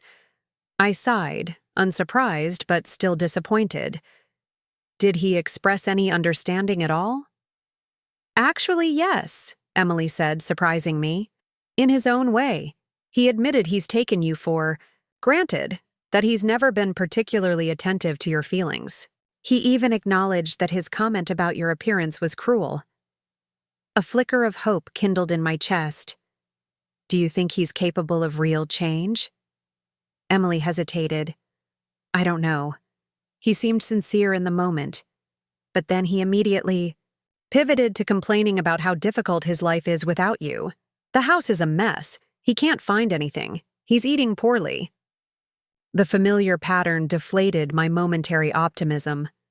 Even Thomas's attempts at insight quickly reverted to self-centered concerns. His discomfort, his inconvenience, his needs. "He misses having a housekeeper," I observed dryly, "not a wife." "That's harsh, Mom," Emily replied, though I could hear the reluctant agreement in her voice. But maybe not entirely wrong. 3 weeks into my residence at Lillian's cottage, Daniel arrived unannounced on a Sunday afternoon. He looked uncomfortable, shifting his weight as he stood on the small porch. "Dad asked me to talk to you," he admitted without preamble. "He's worried you're being influenced by Lillian, making decisions you'll regret." I stepped aside to let him enter.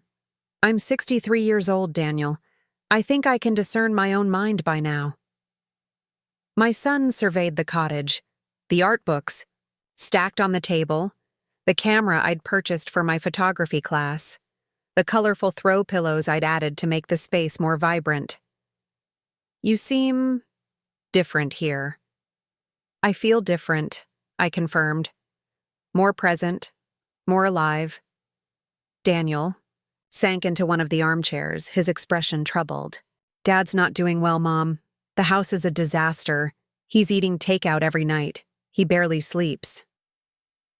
The familiar weight of responsibility settled on my shoulders, the instinct to rush in and fix everything, to sacrifice my needs for others. Comfort. I recognized it now for what it was, a deeply ingrained pattern that had gradually erased my personhood. "I'm sorry he's struggling," I said carefully. "But Thomas is a capable adult. He managed when he traveled for business.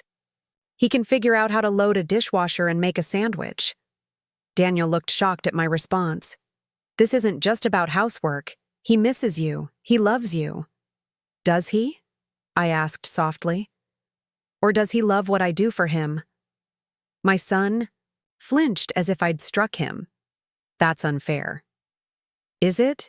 Think about it objectively, Daniel. When was the last time your father demonstrated love for me as a person, not as a function in his life?" Daniel opened his mouth, then closed it again. The silence stretched between us, filled with decades of unexamined assumptions. "He's willing to change," he finally offered. "He told me he realizes he's taken you for granted. He says he'll do whatever it takes to make things right." I had heard similar promises throughout my marriage, earnest in the moment, quickly, forgotten when the crisis passed. Still, a small part of me wanted to believe transformation was possible, not just for me, but for Thomas as well. "I appreciate you telling me this," I said honestly. "But if Thomas is serious about change, he needs to demonstrate it through actions, not just words relayed through our children." Daniel nodded slowly, his initial defensiveness softening. "He mentioned counseling. Said he'd be willing to try if you are." This was new. Thomas had always dismissed therapy as pointless talking whenever I'd suggested it during rough patches in our marriage. His willingness now suggested either genuine desire for reconciliation or desperation to restore the status quo. Perhaps both. "I'll think about it," I promised. After Daniel left, I sat on the cottage porch, watching twilight settle over Lillian's garden. The possibility of marriage counseling with Thomas stirred complex emotions: hope that genuine connection might still be possible, fear that I'd be drawn back into old patterns of self-erasure, uncertainty about whether our relationship could evolve after decades of calcified habits. That evening, I texted Thomas directly. "Daniel mentioned you're open to counseling. Is that true?" His response came quickly. "Yes. Whatever it takes to fix this." I considered his words carefully. Not fix this like a broken object. Transform it into something healthier for both of us. There was a longer pause before his reply. "I don't know what that means exactly, but I'm willing to try." It wasn't a profound insight into relational dynamics, but from Thomas, it represented an unprecedented willingness to step into unknown territory. For the first time since leaving, I felt a tentative hope that our marriage might evolve rather than simply end. The next morning, I called a therapist Lillian had recommended, Dr. Eliza Warren, who specialized in couples navigating major transitions in long-term relationships. "I can see you and your husband this Thursday at 4, the receptionist offered after taking my information. Thursday. Just 3 days away. The immediacy made this theoretical exploration suddenly concrete. "That would be fine," I heard myself say, heart racing with nervous anticipation. After scheduling the appointment, I texted Thomas the details, half expecting him to find an excuse to delay. Instead, he confirmed immediately, "I'll be there." I spent the intervening days in an emotional tug-of-war, hopeful that therapy might open new possibilities, fearful that I'd be pressured to compromise my emerging self for the sake of marital harmony. During my photography class, I found it difficult to concentrate, my mind rehearsing what I might say to Thomas, how I would articulate my needs without sounding accusatory or bitter. "You seem distracted today," Jacob commented as we reviewed our practice shots. "Your compositions are technically correct, but missing the emotional connection you usually bring." His observation startled me. I had been so focused on my internal struggle that I'd approached photography mechanically rather than intuitively. "I have a lot on my mind," I admitted. "A difficult conversation coming up." Jacob nodded, understanding. Photography can actually help with that. When we're overwhelmed by emotions or thoughts, the camera lens can provide useful distance, a way to frame experience, to see it more clearly. His advice stayed with me as Thursday approached. Could I view my marriage with Thomas through a similar lens, with enough distance to see patterns clearly, but enough engagement to capture its emotional truth? The day of our appointment arrived with unsettling swiftness. I dressed carefully, in one of my new outfits, a tailored navy dress that conveyed quiet confidence, rather than the accommodating softness that had characterized my wardrobe for decades. Lillian had offered to drive me, but I decided to take her car alone, needing the solitude to gather my thoughts. Dr. Warren's office was located in a converted Victorian house near the town center. I arrived 15 minutes early, parking beneath a sprawling oak tree that dappled Lillian's convertible with shifting shadows. Thomas's silver Lexus was already in the small lot, an unusual punctuality that signaled either eagerness or anxiety. The waiting room was empty when I entered, suggesting Thomas had already been escorted inside. The receptionist, a young man, with kind eyes, smiled reassuringly. "Dr. Warren is ready for you, Mrs. Winters. Your husband just arrived." Mrs. Winters. The title I had worn like a second skin for 40 years now felt strangely ill-fitting, like clothes I had outgrown. I followed the receptionist down a short hallway, my heart hammering against my ribs. The therapy room was warmly lit, with comfortable seating arranged to facilitate conversation. Thomas stood as I entered, his expression unreadable. He looked older somehow, the lines around his eyes more pronounced, his posture less commanding. For a disorienting moment, I saw him as a stranger might, not the domineering figure who had shaped my existence for decades, but simply an aging man, uncertain and vulnerable. "Margaret," he said, his voice catching slightly. "You look... well?"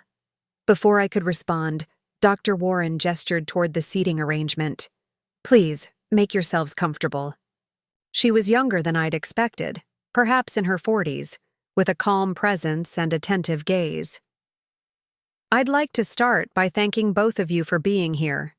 It takes courage to examine a relationship, especially one with as much history as yours." Thomas shifted uncomfortably, clearly out of his element. In boardrooms and business negotiations, he was commanding, authoritative. Here, those qualities held no particular currency. "Let's begin with understanding what brings you to therapy at this point," Dr. Warren continued. "Margaret, since you made the appointment, would you like to share your perspective first?" I took a deep breath, organizing thoughts I'd rehearsed countless times. After 40 years of marriage, I realized I'd gradually disappeared. Not physically, obviously, but as a person with distinct needs, desires, and identity. I left because I needed space to rediscover who I am outside of my roles as wife, mother, and homemaker. Dr. Warren nodded encouragingly.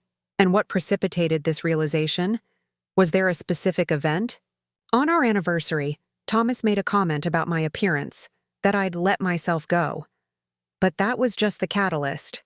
The issues go much deeper and have developed over decades," Thomas interjected, his tone defensive.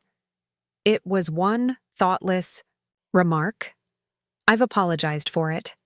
I don't understand how that justifies walking out on a 40-year marriage." Dr. Warren turned to him gently.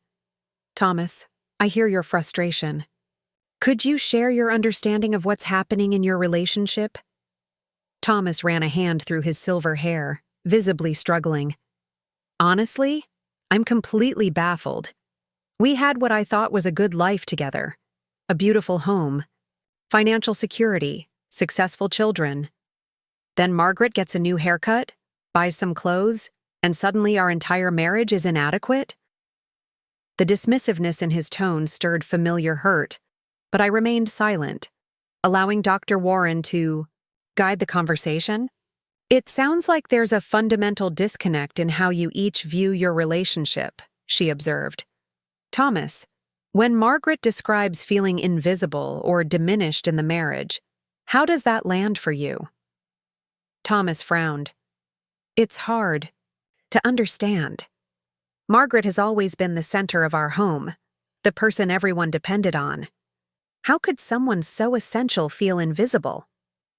His words revealed the very paradox I had struggled to articulate, being functionally central while personally peripheral.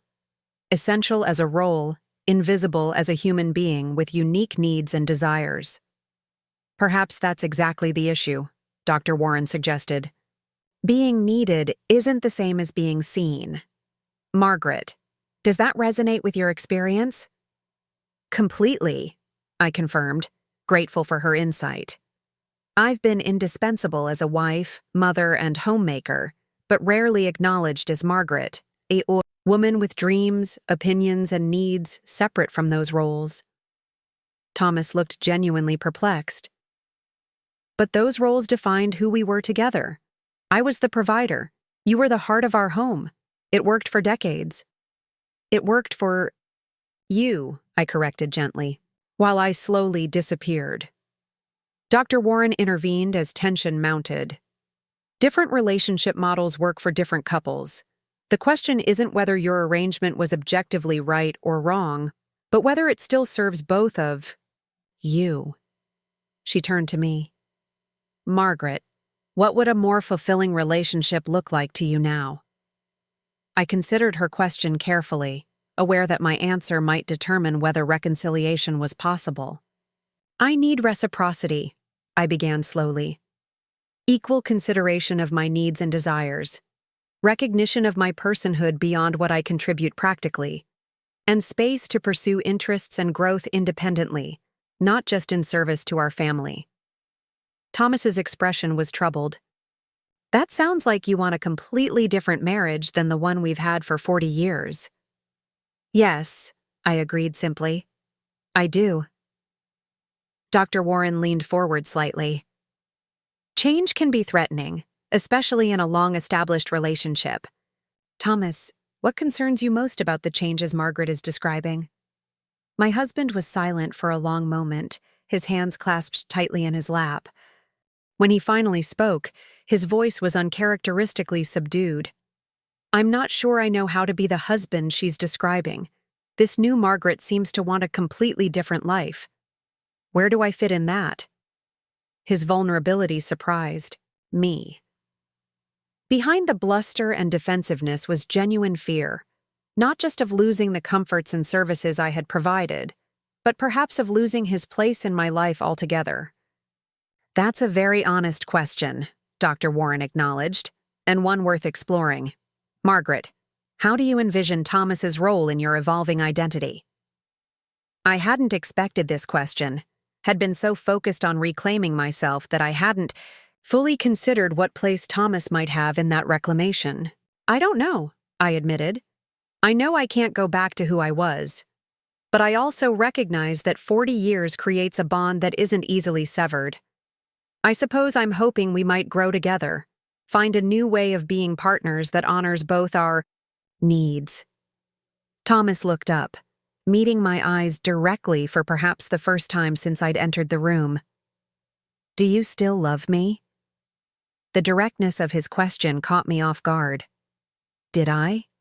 The answer wasn't as simple as it once might have been. I love the history we share, I said carefully. The family we created. And yes, there are parts of you I've always loved. Your determination, your intelligence, your occasional capacity for unexpected kindness. But I've been angry too, and hurt by years of feeling unimportant. He nodded slowly, absorbing my words. I never meant to make you feel that way. I know, I acknowledged. That's part of the problem. You didn't see it happening because you didn't have to. Your comfort and convenience were always prioritized, so naturally, that seemed like the proper order of things. Dr. Warren interjected gently. This kind of insight is valuable, but can also trigger defensiveness. Thomas, I'm curious about your reaction to what Margaret is sharing. Thomas seemed to struggle internally, his instinct for self-justification. warring with a desire to understand. I want to say she's exaggerating, he admitted after a pause. That she's making me sound like some kind of tyrant when I was just being a normal husband. But, Dr. Warren encouraged. But I suppose I did take it for granted that her job was to make my life comfortable, that her needs were somehow secondary. He looked down at his hands, then back at me. I never thought about it in those terms before. This small acknowledgement felt monumental, a crack in the fortress of entitlement that had characterized our relationship for decades. Not a transformation, certainly, but perhaps its precondition. That awareness is significant, Dr. Warren affirmed. Often relationship patterns become so normalized that we stop seeing them clearly until something disrupts the status quo. She glanced at her watch. We're nearing the end of our time today, but I'd like to suggest a framework for moving forward, if you're both amenable. We nodded, and she continued. Margaret, you've taken a brave step in creating space to rediscover yourself.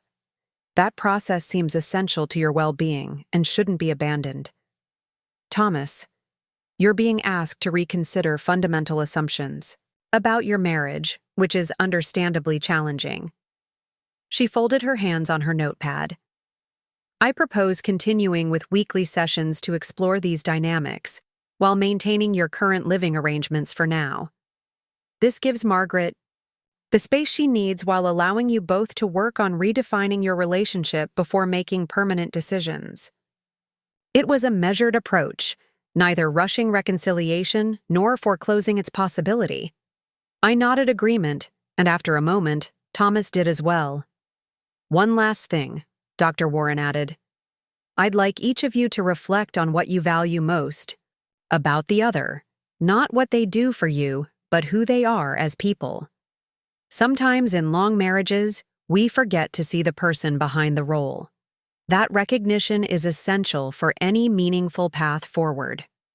As we left the office, Thomas and I stood awkwardly in the parking lot, the familiar intimacy of 40 years suddenly replaced by the tentative distance of near strangers. Your hair looks nice, he offered unexpectedly. The style suits you. The compliment was small but significant. Perhaps his first attempt to see me differently, to acknowledge the external manifestation of my internal changes. Thank you, I replied, surprised by the gesture. Would you like to get coffee somewhere? Thomas asked hesitantly. Just to talk outside of a therapist's office. I considered his invitation. Part of me wanted to retreat to the safety of Lillian's cottage, to process the session alone. But another part recognized the courage it had taken for Thomas to suggest this small step toward a different kind of connection. All right, I agreed. There's a cafe around the corner. We walked in silence, the spring afternoon unusually warm. The cafe was quiet, most of the after-work crowd not yet arrived. We found a table near the window, ordered our drinks, then sat facing each other with decades of history and a gulf of recent changes between us. I meant what I said in therapy, Thomas began awkwardly. I never intended to make you feel diminished. I know, I acknowledged. That's what made it so difficult to address. You weren't deliberately cruel, just consistently inattentive. He winced slightly. When you put it that way, it sounds terrible. It was, in its cumulative effect. I stirred my coffee, organizing my thoughts. Each individual instance seemed too small to protest. A dismissed opinion, an ignored request, a need deprioritized. But over 40 years, those small moments created a pattern of invisibility. Thomas was silent for a long moment, his expression troubled. I keep thinking about what you said, that I loved what you did for me, not who you are. It's been haunting me since Daniel told me about your conversation. I waited, giving him space to continue. The thing is, he said slowly, I'm not sure I know who you are anymore. The Margaret who left our house that day, who's sitting across from me now, she's different from the woman I've lived with for decades. His observation was perceptive, if incomplete. Or perhaps she's always been there, just hidden beneath layers of accommodation and compromise. Thomas studied me across the table, as if seeing me anew. Maybe. But that raises another question. Do I even fit in this new version of your life? Do you want me to? It was the central question, the one I had been circling since leaving Meadowbrook Estates. Did I want to salvage a transformed version of our marriage, or was I simply in the process of outgrowing it entirely? I don't know, I admitted honestly. I know I can't return to who I was or how we were. But 40 years creates bonds that aren't easily or painlessly severed. I suppose what I'm trying to determine is whether there's enough foundation, enough mutual respect and genuine care to build something new from the ruins of what broke. Thomas absorbed my words, his hands wrapped around his coffee cup as if seeking warmth. I miss you, he said simply. Not just what you did for me, though God knows the house is a disaster without you. I miss talking to you, hearing about your day, even your gentle nagging about my health. He attempted a small smile. That has to count for something, doesn't it? I felt an unexpected surge of tenderness for this man who had shaped so much of my life, for better and worse. It might, I conceded. If it's accompanied by a willingness to see me fully and engage with me equally. That's not a small adjustment after 40 years of established patterns. No, he agreed solemnly. It's not, but neither is walking away from 40 years of shared history. We sat in contemplative silence, each wrestling with the weight of past choices and future possibilities. No resolution, no dramatic reconciliation, just the quiet acknowledgement that whatever came next would require intention and effort from both of us. As the sun began to set, casting long shadows across the cafe table, I realized something significant. For perhaps the first time in our marriage, Thomas and I were having a conversation that centered on my needs and feelings rather than his. It wasn't a transformation, not yet, but it was, perhaps, its beginning. The weeks following our first therapy session unfolded with cautious, halting steps toward understanding. Thomas and I continued meeting with Dr. Warren every Thursday afternoon, gradually excavating decades of assumptions that had structured our marriage. Outside those sessions, we established a new pattern, occasional coffee meetings where we tried to talk as two people rather than as husband and wife performing established roles. Tell me something about yourself that I don't know, Thomas suggested during one such meeting, his expression a mixture of curiosity and apprehension. The question caught me off guard. After 40 years together, what could possibly remain unknown between us? Yet, as I considered his request, I realized there were countless aspects of my inner life I had never shared. Dreams abandoned for practicality, opinions softened to avoid conflict, interests pursued only in the margins of my designated responsibilities.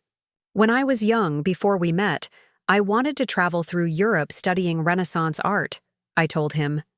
Not just as a tourist, but deeply, spending months in Florence, Rome, Venice. I had even started learning Italian. Thomas's eyebrows rose in genuine surprise. I had no idea. What happened to that plan? Life happened. Marriage, children, mortgage payments. It didn't seem important anymore. But it was important, he said slowly, as if working through a difficult equation. It was important to you. I nodded, unexpectedly moved by this small recognition. Yes, it was. Do you still want that? To see those places, study that art?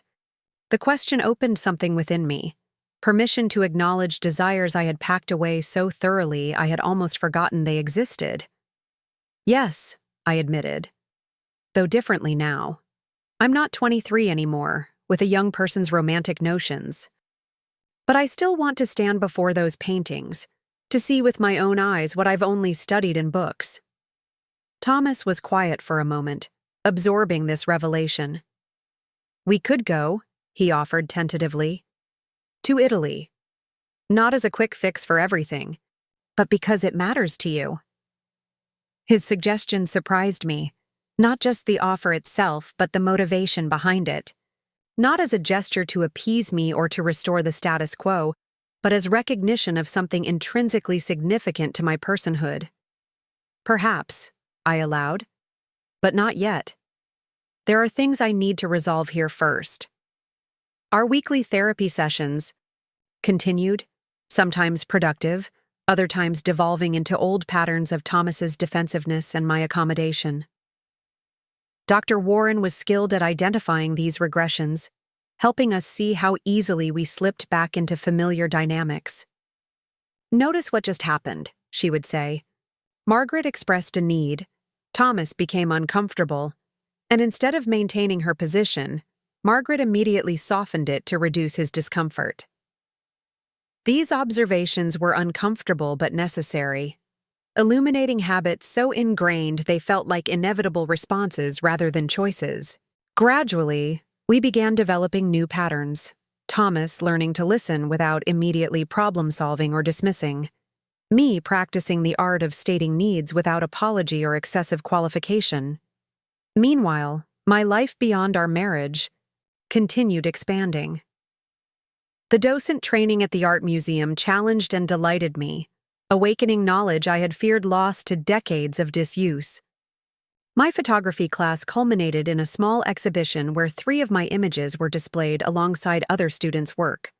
I began taking a weekly yoga class, reconnecting with my physical self after years of treating my body as merely a vehicle for serving others. Lillian remained my steadfast supporter, alternately cheerleading my independence and cautioning against premature reconciliation. "Be careful," she warned after hearing about Thomas's Italy suggestion. "Men like him are masters of grand gestures when they feel their control slipping. The real test is whether he can sustain daily respect and consideration, not whether he can book a fancy trip." Her skepticism was a useful counterbalance to my own tendency toward optimism, especially where Thomas was concerned. It reminded me to look for sustained change, not momentary accommodations designed to restore the comfortable status quo. Emily and Daniel reacted differently to the ongoing evolution of their parents' relationship. Emily remained supportive of my transformation, though concerned about the emotional toll of the in-between state Thomas and I currently occupied, neither fully together nor definitively apart.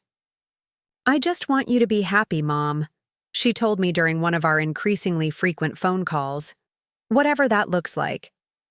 Daniel, ever the practical one, focused on logistics and outcomes. "Are you and Dad working things out or not?" he asked bluntly during a visit to the cottage. "This limbo can't go on indefinitely." "Relationships aren't binary, Daniel," I replied, surprising myself with the philosophical turn. "We're figuring out whether we can create something new together, or whether we need to respectfully end what no longer serves either of us." He shook his head, not entirely satisfied but willing to accept my answer for now. As summer bloomed into its full glory, I found myself increasingly torn about my living situation. Lillian's cottage had provided precisely the sanctuary I needed during my initial separation from Thomas, but it remained borrowed space, temporary by definition. The question of a more permanent arrangement loomed larger with each passing week. "You're welcome to stay as long as you need," Lillian assured me when I broached the subject. "But I understand the desire for roots, for something that's truly yours." Her words crystallized a growing realization. Whatever happened with Thomas, I needed a space that was unambiguously mine, a physical manifestation of my reclaimed autonomy. The solution emerged unexpectedly during a museum board meeting I attended as part of my docent training. Amelia Bartlett, the museum's elderly director, mentioned casually that she was moving to Arizona to be closer to her grandchildren. "I hate to sell my carriage house," she confided during a break. "It's been my sanctuary for 20 years, but it's time for a change." My interest piqued. "Carriage house?" "A converted one, behind a Victorian on Maple Street. It's small, but perfect for a single person. Open floor plan downstairs, bedroom and bath upstairs, lovely garden. I've completely renovated it over the years. As she described the property, something stirred within me, a vision of a space that could be wholly mine, reflecting my emerging identity rather than accommodating others' expectations. "Is it on the market yet?" I asked, trying to sound casual. Amelia shook her head. "Not officially. I've been dreading the whole process. Realtors, open houses, strangers tramping through my personal space." I took a deep breath. "Would you consider a private sale? I might be interested." Her eyes widened, then crinkled with pleasure. "Margaret, that would be ideal. Why don't you come see it tomorrow?" The carriage house was everything Amelia had described and more.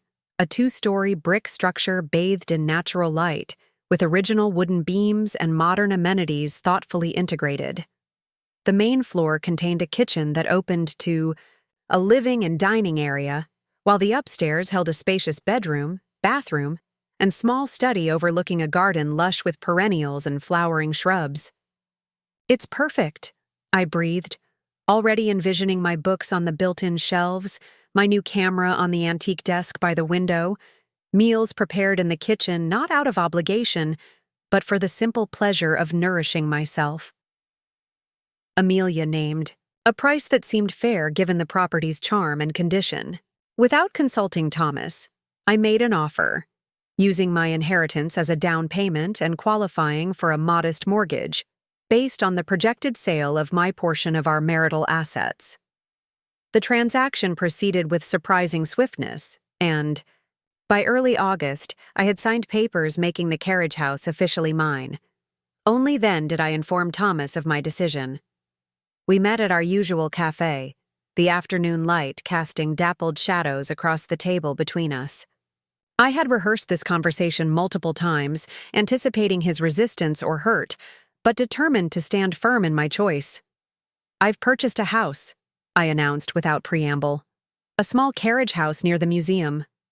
Thomas stared at me, coffee cup suspended halfway to his lips. "You bought property? Without discussing it with me?" "Yes," I confirmed calmly. "It's modest but perfect for my needs."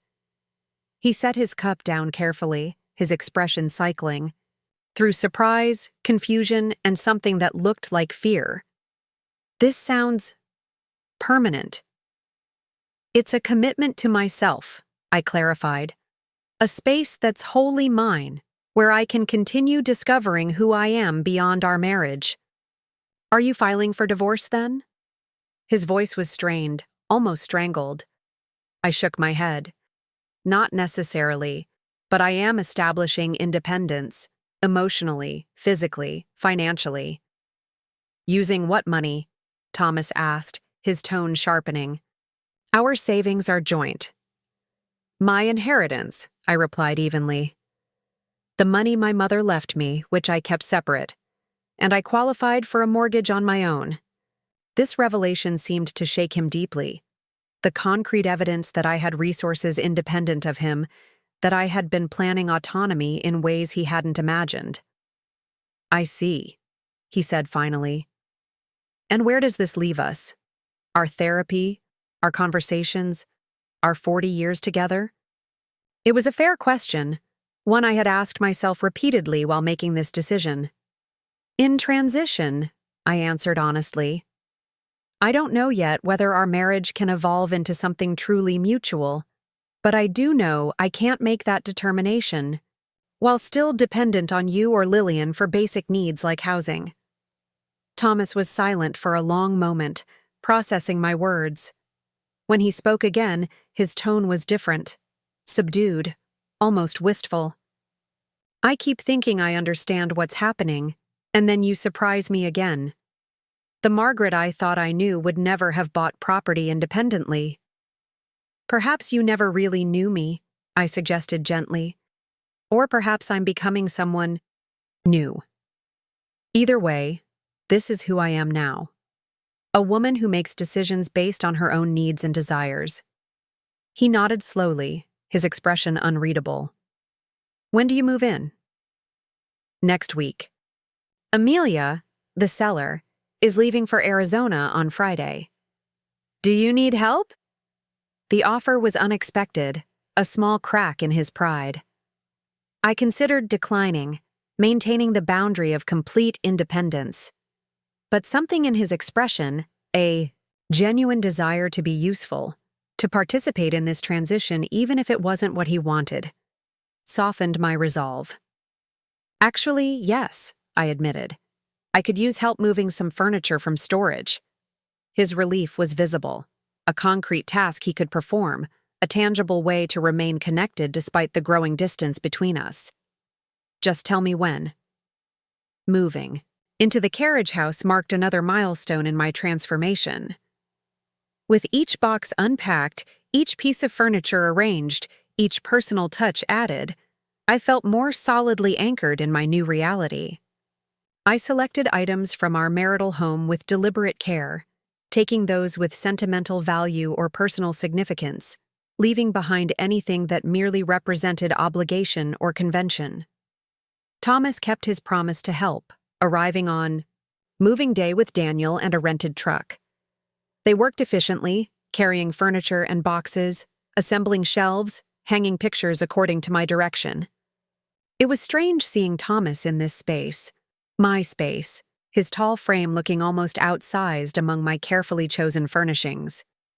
It suits you, he commented as we paused for lunch in the half-furnished living room. This place, it has character. The observation surprised me, not because it was inaccurate, but because it suggested he was seeing me more clearly than I had given him credit for. The carriage house did suit me. Its blend of historic charm and functional modernism, its intimate scale, its garden filled with plants chosen for beauty rather than conventional curb appeal. Thank you, I replied simply. I think so too. By late afternoon, the essentials were in place. Bed made, kitchen functional, books arranged on shelves, my new photography equipment set up in the study. As Daniel left to return the truck, Thomas lingered, his reluctance to leave palpable. Would you like to stay for dinner? I offered, recognizing his difficulty in saying goodbye. Nothing fancy, just pasta and salad. His face brightened. I'd like that. Cooking in my new kitchen felt like a declaration, preparing food as a creative act rather than a duty, for shared enjoyment rather than service. We ate at the small table by the garden window, the evening light casting a golden glow across our simple meal. This reminds me of our first apartment, Thomas observed, glancing around the compact space. Before the children, before the promotions and bigger houses.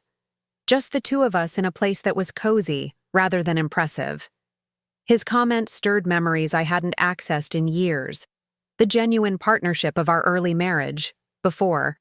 Success had stratified our roles and calcified our expectations. Back then, we had shared cooking duties, laughed over mishaps, treated our modest home as an adventure rather than a stepping stone to something better. I remember, I said, softly. We were different people then. Thomas's expression grew thoughtful. Were we? Or did we just forget something essential along the way? It was an insightful question, one that cut to the heart of our current situation. Had success and comfort gradually corrupted a relationship that began with genuine mutual respect? Had we both participated in transforming an equal partnership into a hierarchical arrangement that diminished my personhood while inflating his sense of entitlement? Perhaps both, I suggested. We changed, and we forgot, or I forgot, that relationships require continuous renegotiation as individuals evolve. We talked late into the evening, reminiscing about our early years together, acknowledging the gradual shifts that had occurred as Thomas's career advanced and my world contracted, exploring whether fragments of our original connection might still exist beneath layers of accumulated grievance and habit. When Thomas finally prepared to leave, he paused at the door, his expression vulnerable in a way I rarely witnessed. Could I take you to dinner next week? A proper dinner at Salvatore's, like a... He hesitated, searching for the right word. Like a date? I suggested, amused by his awkwardness. Exactly, he agreed, looking relieved. A date. The request was simultaneously touching and complicated. Part of me recoiled at the idea of slipping back into couplehood before I had fully established my independent identity. But another part recognized that Thomas was making a genuine effort to approach our relationship differently, to see me as a person to be courted rather than a possession to be reclaimed. All right, I agreed cautiously, but just dinner. I'm not moving back to Meadowbrook Estates. One step at a time, he promised, the ghost of a smile crossing his face. After he left, I wandered through my new home, still marveling that this space was truly mine, a physical manifestation of the autonomy I had reclaimed. It wasn't grand or particularly luxurious, but it was authentic in a way our sprawling colonial had never been. Every object, every color, every arrangement reflected my aesthetic and practical preferences rather than social expectations or compromises. The following weeks established new rhythms for my transformed life. Mornings often found me in the garden, coffee in hand, planning the day's activities without reference to anyone else's needs or schedule. I led tour groups at the museum twice, weekly, discovering unexpected joy in sharing art history with curious visitors. My photography evolved from simple documentation to more intentional composition, each image reflecting my unique perspective on the world. Thomas and I continued our weekly therapy sessions with Dr. Warren, gradually establishing new patterns of communication and mutual respect. Our date at Salvatore's led to other outings, an exhibition at the museum where I now volunteered, a concert in the park, a weekend farmer's market I had discovered near my new home. Slowly, cautiously, we were getting to know each other again, not as husband and wife with fixed roles and expectations, but as two distinct individuals exploring whether connection was still possible between the people we had become. You seem happy, Emily observed during a video call, her doctor's eyes assessing me even through the screen. More present, more vibrant. I am, I confirmed, realizing the truth of her observation. Not every moment, of course. There are still difficult days, uncertain futures to navigate. But overall, yes, I'm happier than I've been in years. And Dad? She asked, carefully, clearly trying to understand the current state of our relationship. I considered her question thoughtfully. He's trying. Really trying, in ways I wouldn't have believed possible 6 months ago. Whether it's enough to build a new kind of marriage, I still don't know. But the effort itself is significant. Emily nodded, absorbing my assessment. What do you want, Mom? Ultimately, it was the central question, one I had been circling for months. What did I want for my future, now that I had reclaimed agency over my present? I want to remain autonomous. I began slowly, articulating feelings still taking shape. To continue discovering and expressing who I am beyond my roles as wife and mother. I want reciprocity in my relationships, giving and receiving care in equal measure. I want purpose that derives from my talents and passions, not just from being useful to others. And does Dad fit into that vision? I sighed, acknowledging the complexity of my feelings. Maybe. If he can truly accept me as I am now, not as he wishes I would remain. If we can create a relationship based on mutual respect, rather than traditional roles. It's still an open question. 2 months after moving into the carriage house, I received an unexpected delivery. A large flat package carefully wrapped in protective materials. Inside was a painting I recognized immediately, a study of Venice's Grand Canal that had caught my eye at a gallery opening Thomas and I had attended years ago. I had commented on its luminous quality, the way the artist had captured water and light with such delicacy. Thomas had nodded distractedly and moved on to the next room. A note accompanied the painting. I remembered. T. The gesture moved me deeply, not for its monetary value, but for what it represented. Thomas had been listening, even when I thought he wasn't. Some part of him had registered my aesthetic response and stored it away, retrieving it now as evidence that he saw me, heard me, recognized aspects of my personhood beyond my functional role in his life.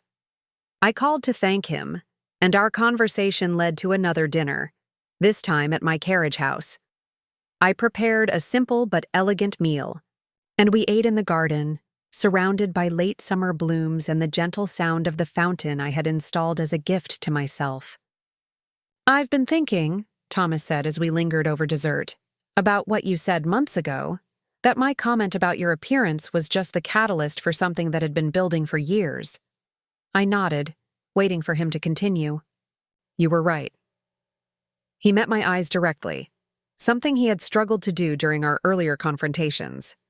I did take you for granted, assumed your needs were secondary to mine, expected you to arrange your entire existence around my comfort and convenience.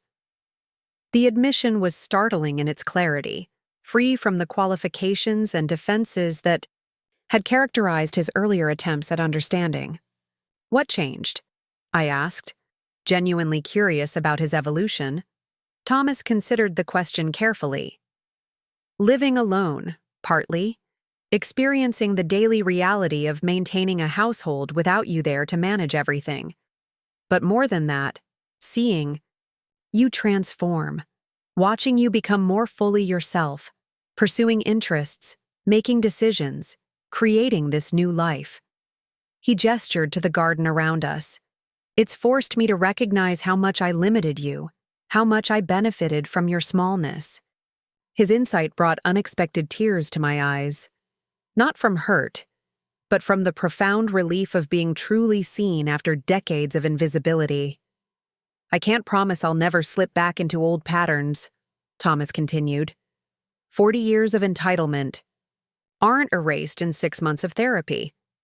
But I am committed to trying, to building something more equitable between us, if that's what you want too. I didn't answer immediately, giving his words the consideration they deserved. The Thomas sitting across from me was not the same man who had carelessly criticized my appearance on our anniversary morning. He had struggled, resisted, occasionally regressed, but ultimately engaged in genuine self-examination and growth. I appreciate your honesty, I said finally. And yes, I am open to building something new together, not by returning to our old dynamic, but by creating a relationship that honors both our needs and preserves the autonomy I've reclaimed. Thomas nodded, relief and determination mingling in his expression. How do we start? It was a good question, one without simple answers. How does a couple transform a 4-decade pattern of inequality into genuine partnership? How do two people who have occupied rigid roles find flexibility and mutuality? Slowly, I suggested.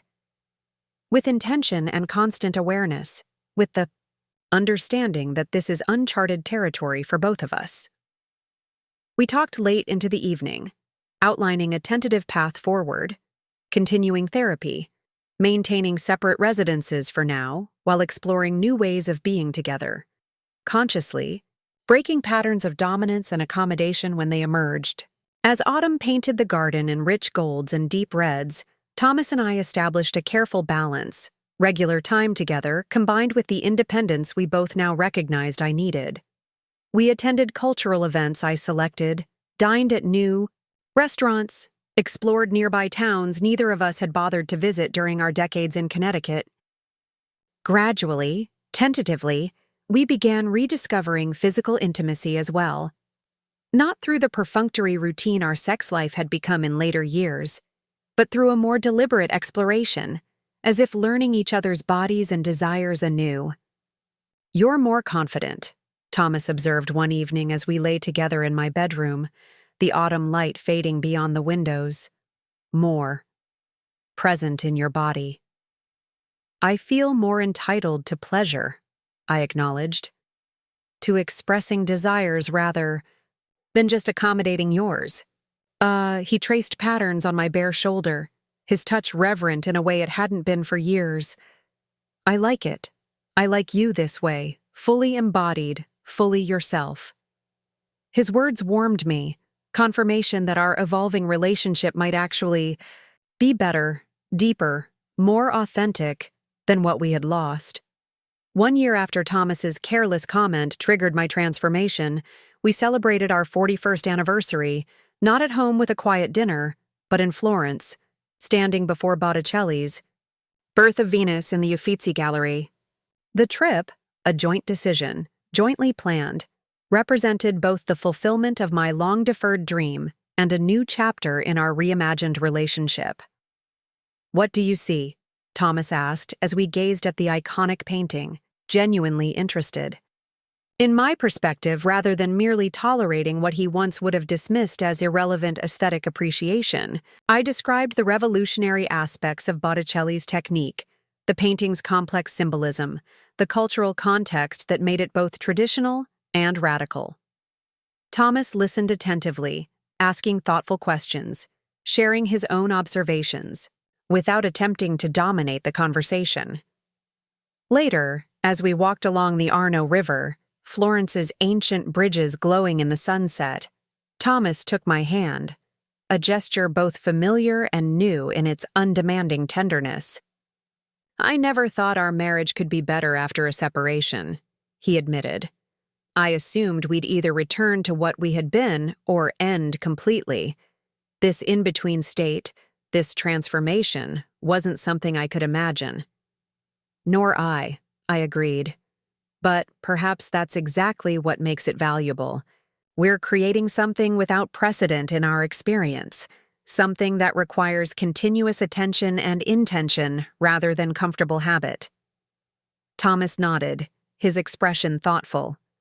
"I'm still learning how to balance independence with connection, how to be a partner rather than an owner, how to see your autonomy as enriching our relationship rather than threatening it.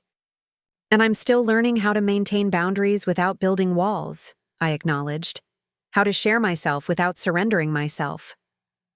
We continued walking, the historic city a fitting backdrop for our reflections on permanence and change, tradition, and innovation. Our marriage had not been saved in any conventional sense. The old patterns had indeed died, as they needed to. What emerged instead was something more conscious, more balanced, more authentic to who we had become.